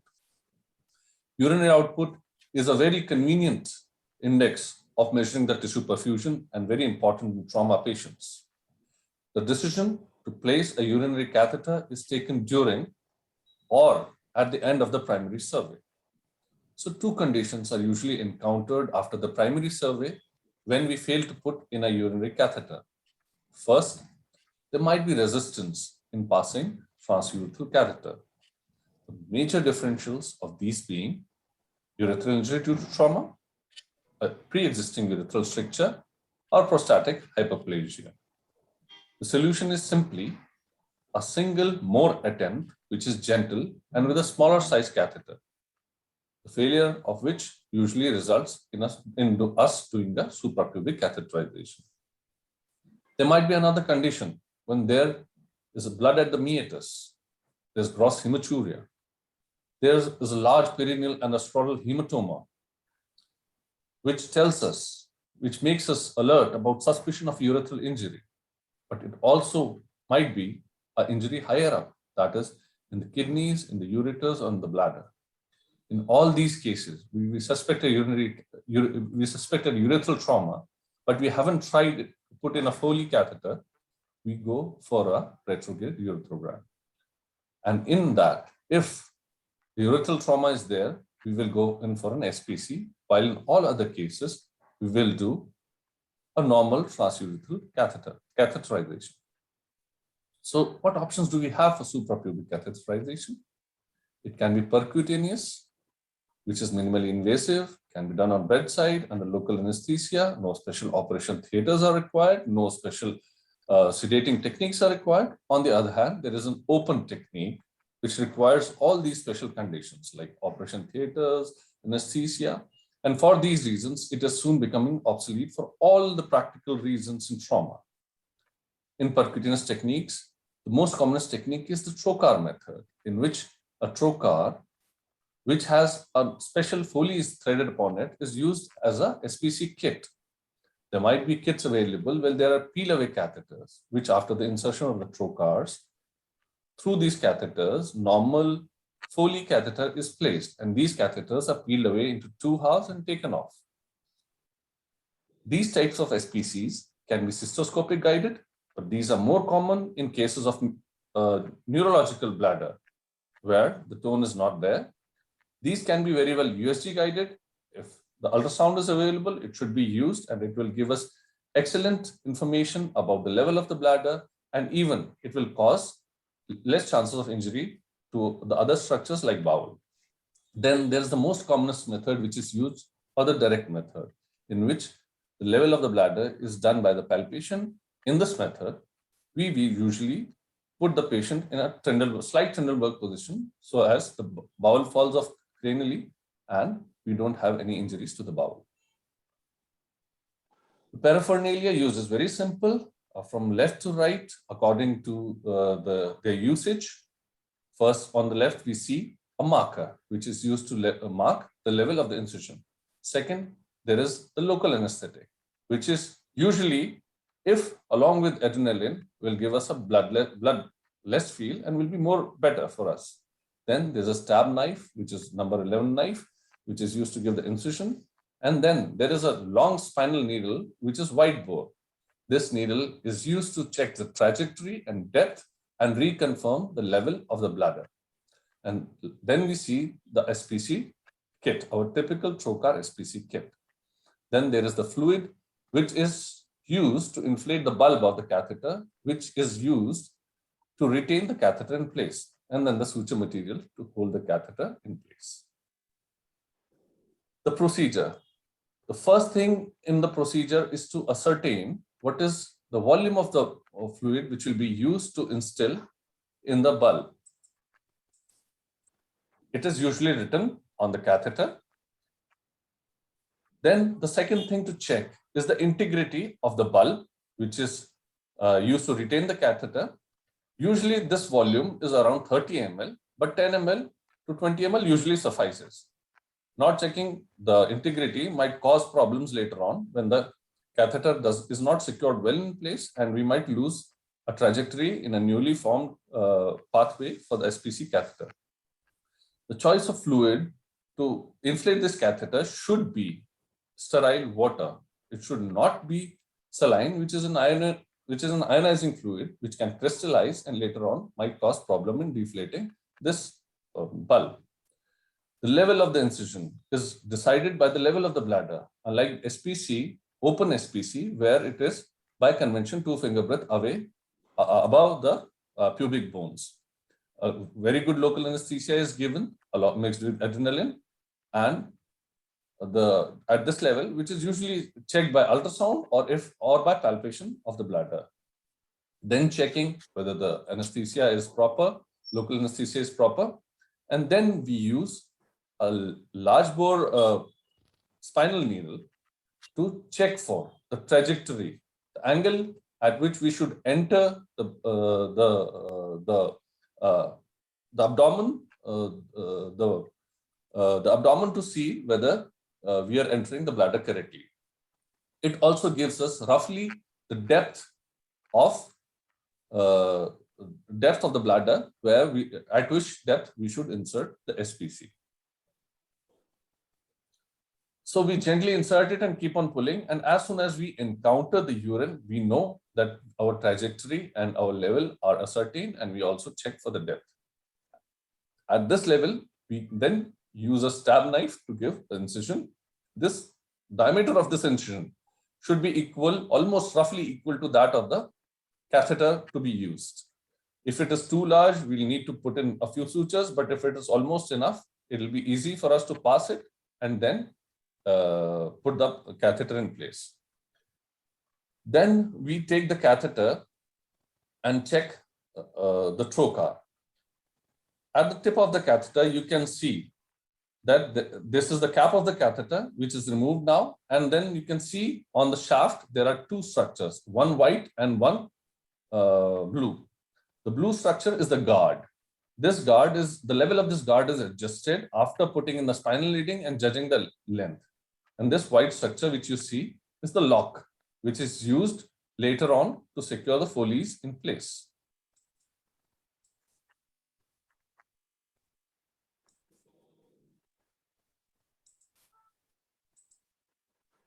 So now, the trocar should be rested at the base of the palm, and our forearm should be an extension of the SPC kit in one straight line. With a sudden thrust of motion in the trajectory which we have already decided with the spinal needle, we will insert the catheter. It is usually done with the thrust, not pushing gradually, because pushing gradually might cause displacement of the urinary bladder. So as soon as the give way feeling is there and the urine comes in the catheter, after withdrawing the trocar, we realize that the catheter is in place. So we push the catheter after withdrawing the trocar till the level of the guard. So once we reach the level of the guard, we secure it with the lock and see the free flow of the urine, connect the urobag to it, and appreciate the urine flowing into the urobag, and then we inflate the bulb and secure the Foley's in place.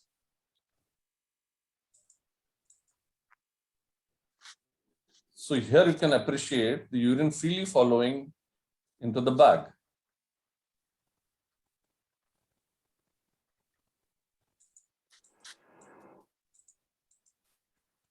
And now putting the guard in place and securing the lock. This is the final step.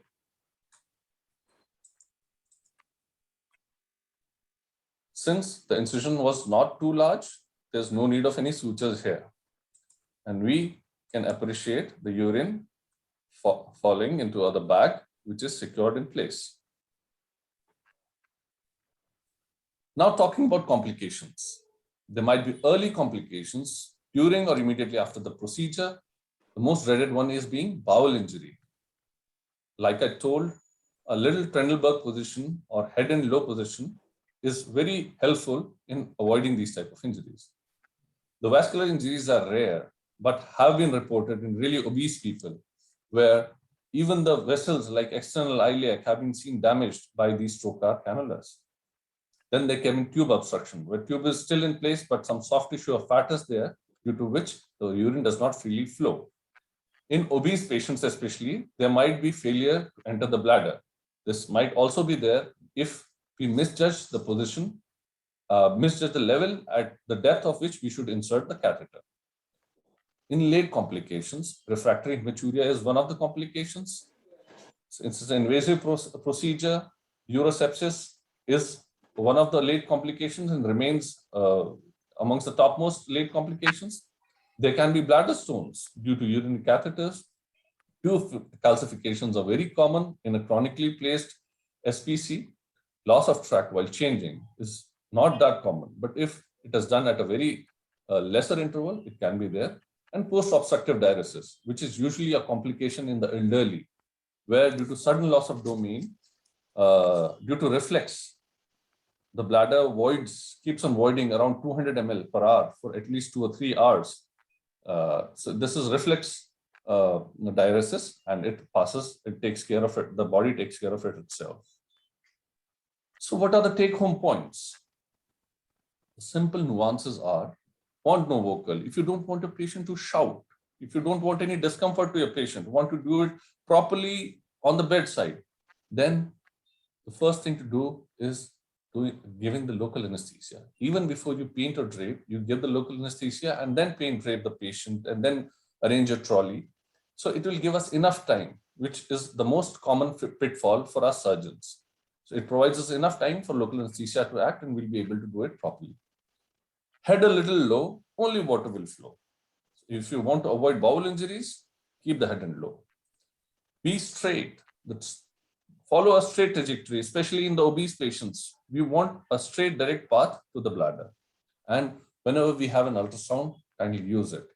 It will really help. That's my time. Thank you all. Thanks from AIIMS Rishikesh. I'll be happy to take any questions, sir. Okay, Madhu, there is one question that if there is a pelvic fracture and bladder injury or retention of urine, how you are going to place your suprapubic catheter? Sir, there can be two cases here. First, there is unstable pelvic fracture or a stable pelvic fracture. So we all know that unstable pelvic fractures are the fractures of the posterior ring. And there's no problem in inserting a catheter. What I really want to say is that probably Dr. Shivpujay in the chat room wants to ask whether how to place a Foley's, how to place a SPC in a patient with pelvic binder, because otherwise there's no other contraindication for or any change in the process. But in a patient with pelvic binder, we should realize that pelvic binder is trochanteric centric. It's not iliac crest centric. So it gives us ample space if placed correctly. It does not have to be a too large binder. If it is placed properly, a small binder on the trochanter will give us ample space to do SPC. Another nuance is when we think about doing an SPC in the stable fractures, that is when the superior or inferior pubic rami are fractured. So here the caveat is that the orthopedic surgeons, they want to plate, sometimes they want to plate these things and they don't want, and their incision comes in exactly the same place where the suprapubic catheter is given. So they don't want this place to be unsterile, so that the approach to plate these things will be difficult. So in that case, you have to realize that we have to go a little up. And while doing SPC, you can go up. If you have an guidance with you, you can go up and you can go Foley's up there and leave a sterile area under your incision. Sir. One more question. When is the right time to remove the suprapubic catheter in case of extraperitoneal bladder injury? Sir, a lot of literature is available on this, but the real answer is 3 weeks, not more than 3 weeks. Thank you very much, Madhu. Pleasure, sir. So we move on to the next speaker, Dr. Satish Saraf, Professor Satish Saraf, who is the professor and head of surgery at the Nair Hospital, Mumbai, and he's the ATLS and CRISP course director. He's been a past president of IATCC, and he's editor of Indian Journal of Surgery. I have opportunity to meet him a couple of times in various conferences, in trauma conferences, and I found him, he's a static. Last 20 years, he's just not growing. So a very young, dynamic Professor Satish Saraf, it's my pleasure to introduce you. And it's really going to be a very nice topic on how I do it, trauma laparotomy, a very interesting topic to been given to him. So I request Dr. Satish Saraf to show us the video of how he does trauma laparotomy. Yeah, thank you, Dr. Puranik. Can I request the organizers to play my video, please? Yes, sir. Yes, sir.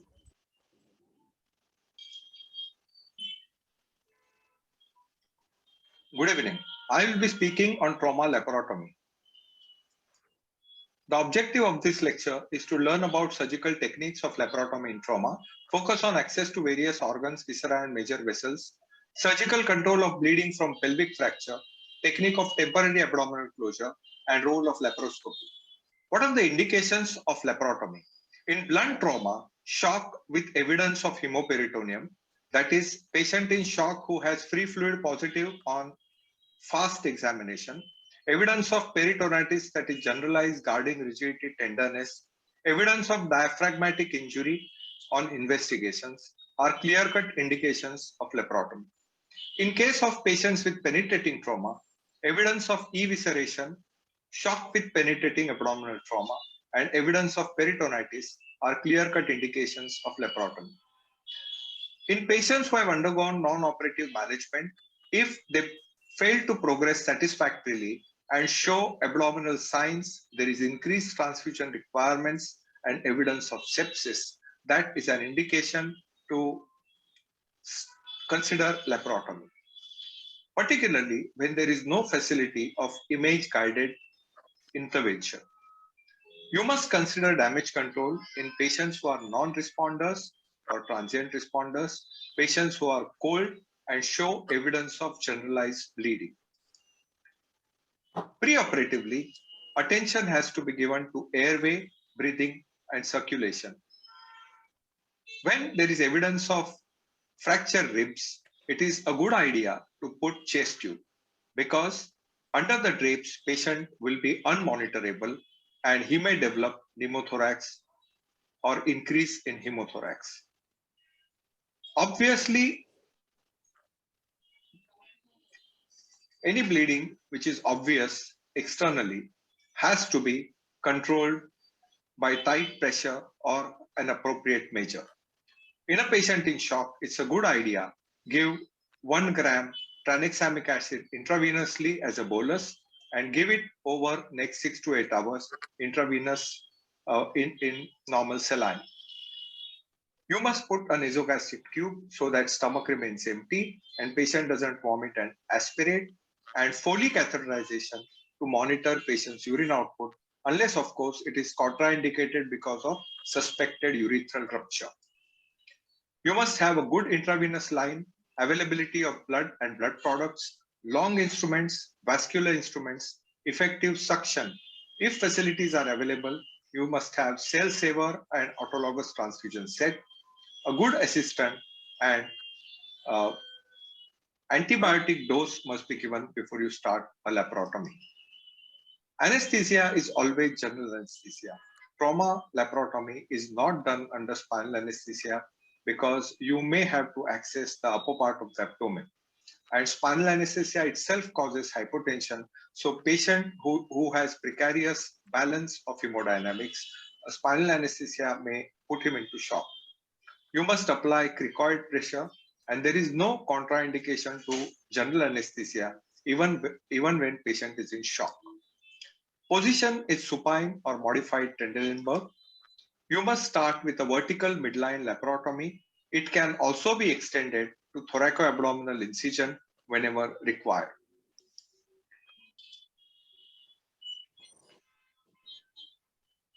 In unstable patient, when you perform laparotomy, the priorities are hemorrhage control and control of contamination. In such patients, you will not do any definitive procedure, which you will carry out in a stable patient. For example, if there is a bowel perforation, you may just ligate it or staple it in an unstable patient, or whereas in a stable patient, you will carry out proper repair of the bowel perforation.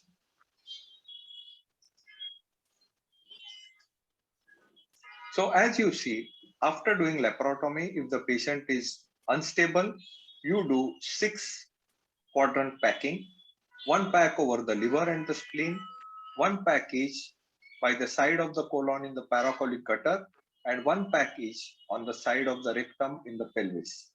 After that, you take out the entire bowel and carry out a quick exploration.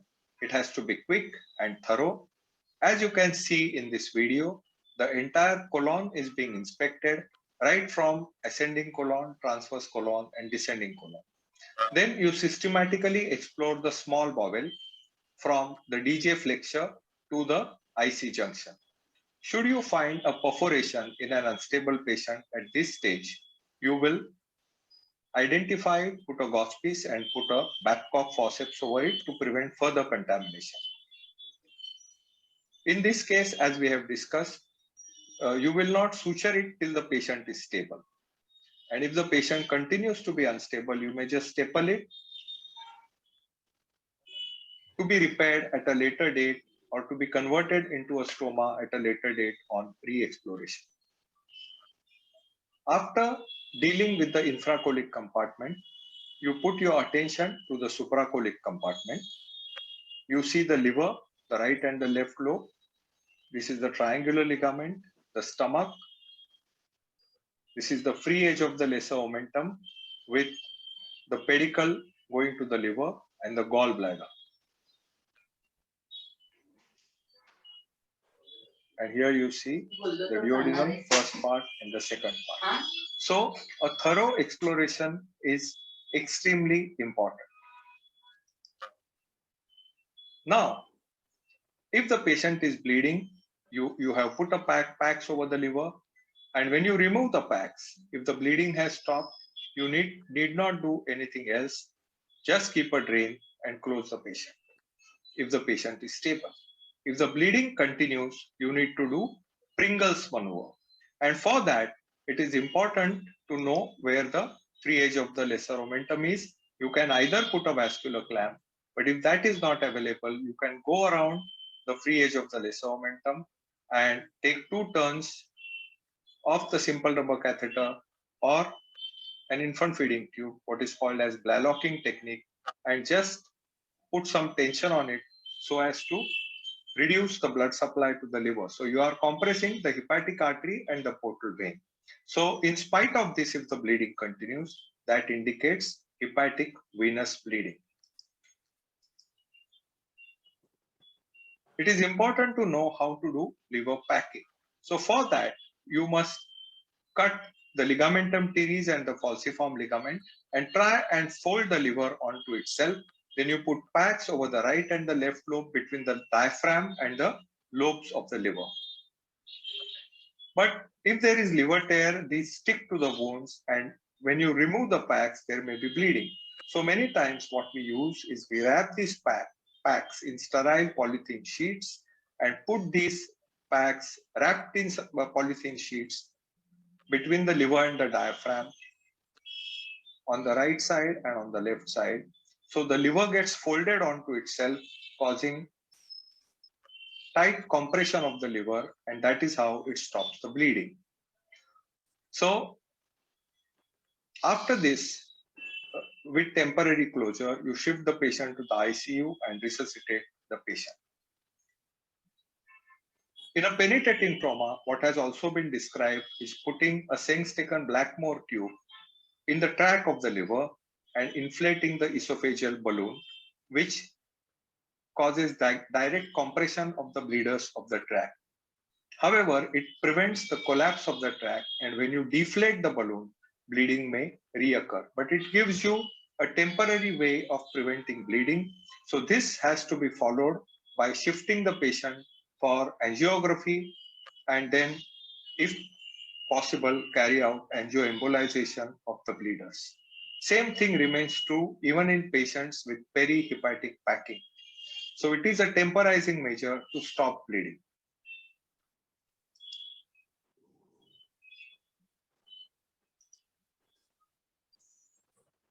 It is important to do cattle brush maneuver to examine the entire duodenum and duodenojejunal fracture.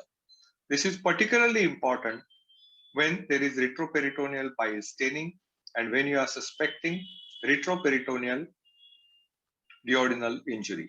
This is the second part of the duodenum, and duodenum is being cauterized so that it completely comes in your hand. Remember, the inferior vena cava lies just behind the duodenum, and it should not be injured while doing this procedure.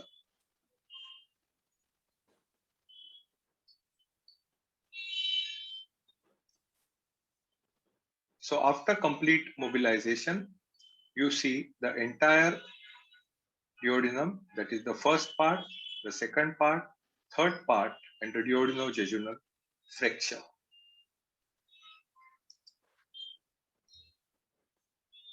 Particularly when there is retroperitoneal hematoma which is expanding, you need to access the great vessels. Inferior vena cava on the right side just lies behind the duodenum, and just behind that is the kidney, as you can see in this video. So if there is renal injury or perirenal hematoma, it is important to control bleeding by identifying renal pedicle. As you can see in this video, The renal pedicle is being identified and controlled. Now, if there is renal injury, you can examine the kidney and deal it as per the requirement, whether to do partial nephrectomy, rhinorrhaphy, or total nephrectomy. Bleeding from the IVC can be controlled. As you see here, if there is a side tear, you can apply a Satinsky clamp, including the tear, so that the blood flow continues to the heart while you get an opportunity to suture the tear. However, for major bleeding, the infrarenal inferior vena cava can be ligated and you can go around it as shown in this picture. However, you must take care of the lumbar veins which join the inferior vena cava at this point. And if they get avulsed, you can further increase the bleeding. So this is how you can access the inferior vena cava and tie it in case of torrential bleeding from the inferior vena cava below the renal veins.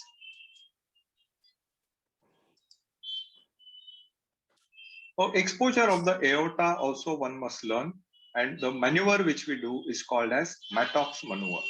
Here we take an incision lateral to the left colon and even lateral to the spleen and carry out what is called as left medial visceral rotation, whereby by adhesiolysis you turn the entire left colon along with the spleen medially. You can see the kidney there. And this maneuver gives you access to the major vessels. So this is the aorta, and you will find the inferior mesenteric vessels. This is the left renal artery. These are the superior mesenteric vessels. And above that, this is the celiac trunk, which is very short. So this left medial visceral rotation or Mattox maneuver is extremely important to give access to the major vessels. For exposing the pancreas, you must open the gastrocolic omentum by serially clamping and cutting the omentum. So just behind the stomach, you will get access to the pancreas. This being a cadaveric dissection, this gastrocolic omentum is being cut without clamping, but in live patient, you must prevent bleeding by clamping these vessels.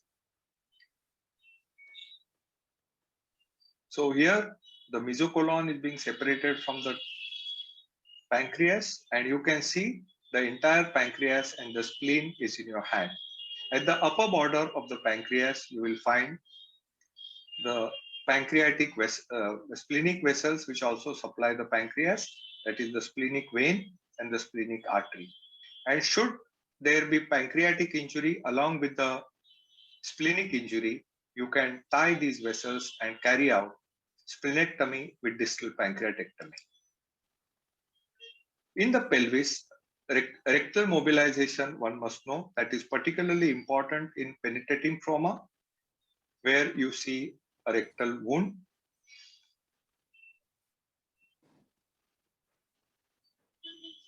You must identify and protect ureters while mobilizing the rectum. So once you go in presacral plane, the dissection is very similar to what you do in anterior dissection. What to do in case of retroperitoneal hematoma? Retroperitoneal hematoma associated with penetrating trauma must always be explored because the tip of the weapon might have injured some bowel or some major vessel.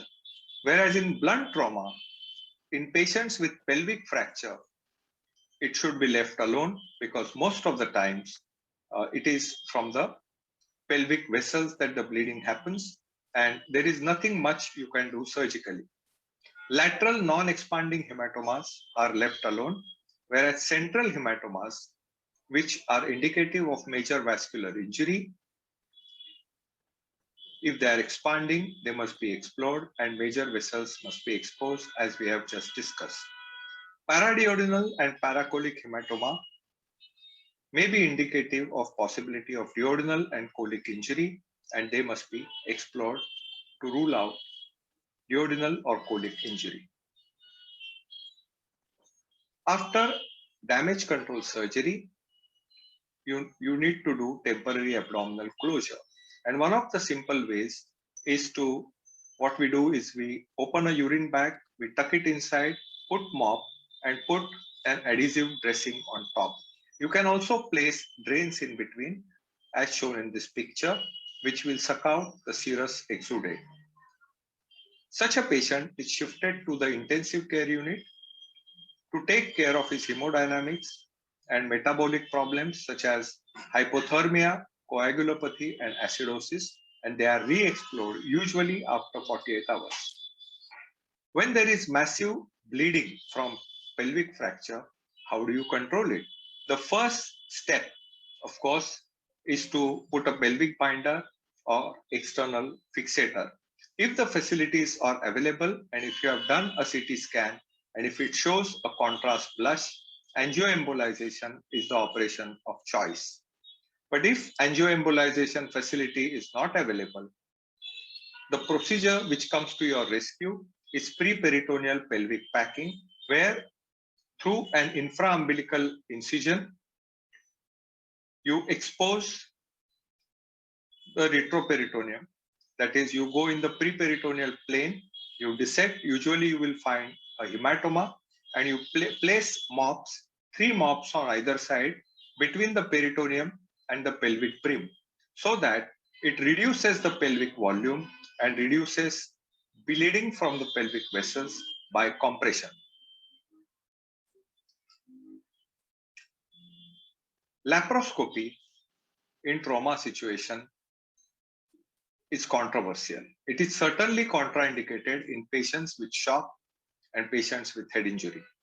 The limitations of laparoscopy is bowel injury. It requires high definition equipment and expertise in laparoscopy to find out small bowel injuries which have happened because of penetrating abdominal trauma. It has definite role in stable patients with penetrating abdominal trauma who have evidence of peritoneal invasion. So you put in a laparoscope and see if the peritoneum is invaded.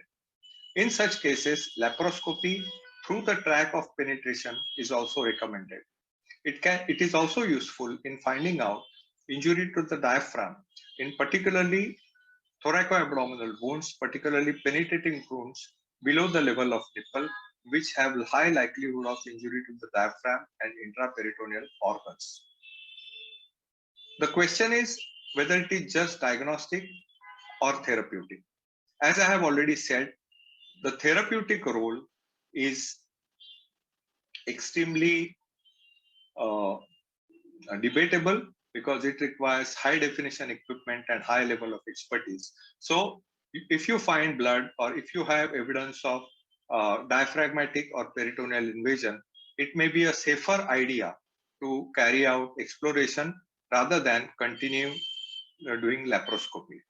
In blunt abdominal trauma, role of laparoscopy is certainly debated, but it can be used as an aid to non-operative management, particularly for drainage of bilioma after liver injury. That is the place where we have used it most frequently. So the take-home message is long midline laparotomy done under general anesthesia is recommended for trauma laparotomy. The priority is hemorrhage control and containment of fecal contamination.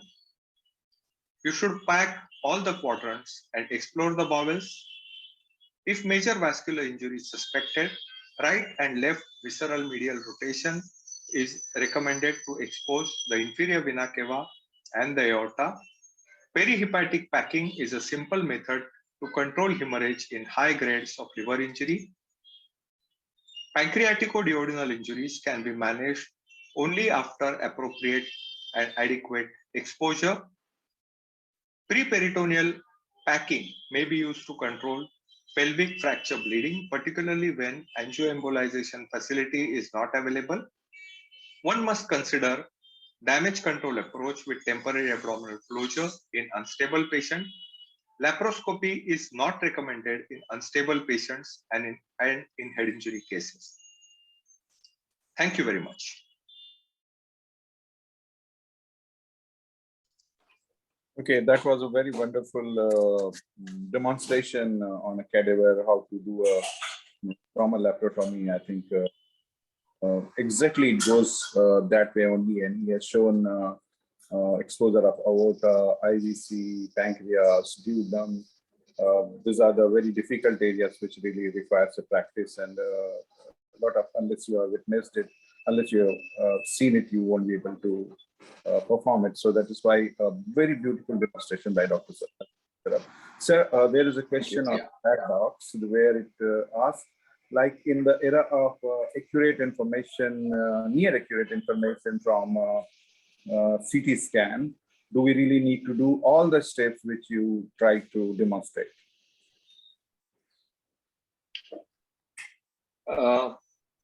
Particularly in some countries where you have CT scanner available next to the trauma bay, people are going for whole body CT scan in all patients on arrival. But that is not the situation in most places in India. So it depends what kind of setup you have. Bowel injury, certainly you will need to go down and operate. Trauma CT will give you evidence of blush. Again, to control bleeding, that has to be associated by having some kind of a angioembolization facility. In advanced settings, you have hybrid OTs where even intraoperatively you can do angioembolization. So it depends upon what kind of setting you are working in. The major limitation of CT is in diagnosis of bowel injury, where particularly mesenteric injury, mesenteric hematoma, devascularization bowel, and even small perforations can be missed on CT scan. So there's another question from Dr. Madhur Onyal about your take on in exsanguinating hemorrhage of pelvic injuries, the internal artery ligations. What's your take? See, personal experience, I have been involved in internal iliac artery ligation in two comparable situations. Say, torrential bleeding postpartum in uterine. There, that anatomy is clear. In trauma situation, though I have done it, that hematoma is so big, it's not easy to find out the internal iliac vessels in that hematoma. So there is a lot of practical difficulty. And again, when you disrupt the hematoma, it keeps, there is pooling of blood all the time. So internal iliac ligation is more easily said than done when there is a huge pelvic hematoma. Angioembolization is the answer. Angioembolization is better. Okay. Anything from the organizers? I think we have come to the end of this particular session. How I do it? I thank organizer for giving me this opportunity, and I thank all the speakers and all the people who had been witnessing this event online. Initially, there were 200 odd people, came down to 115. Anyway, we had more than 100 people watching you, sir. Thank you very much to everyone from my side.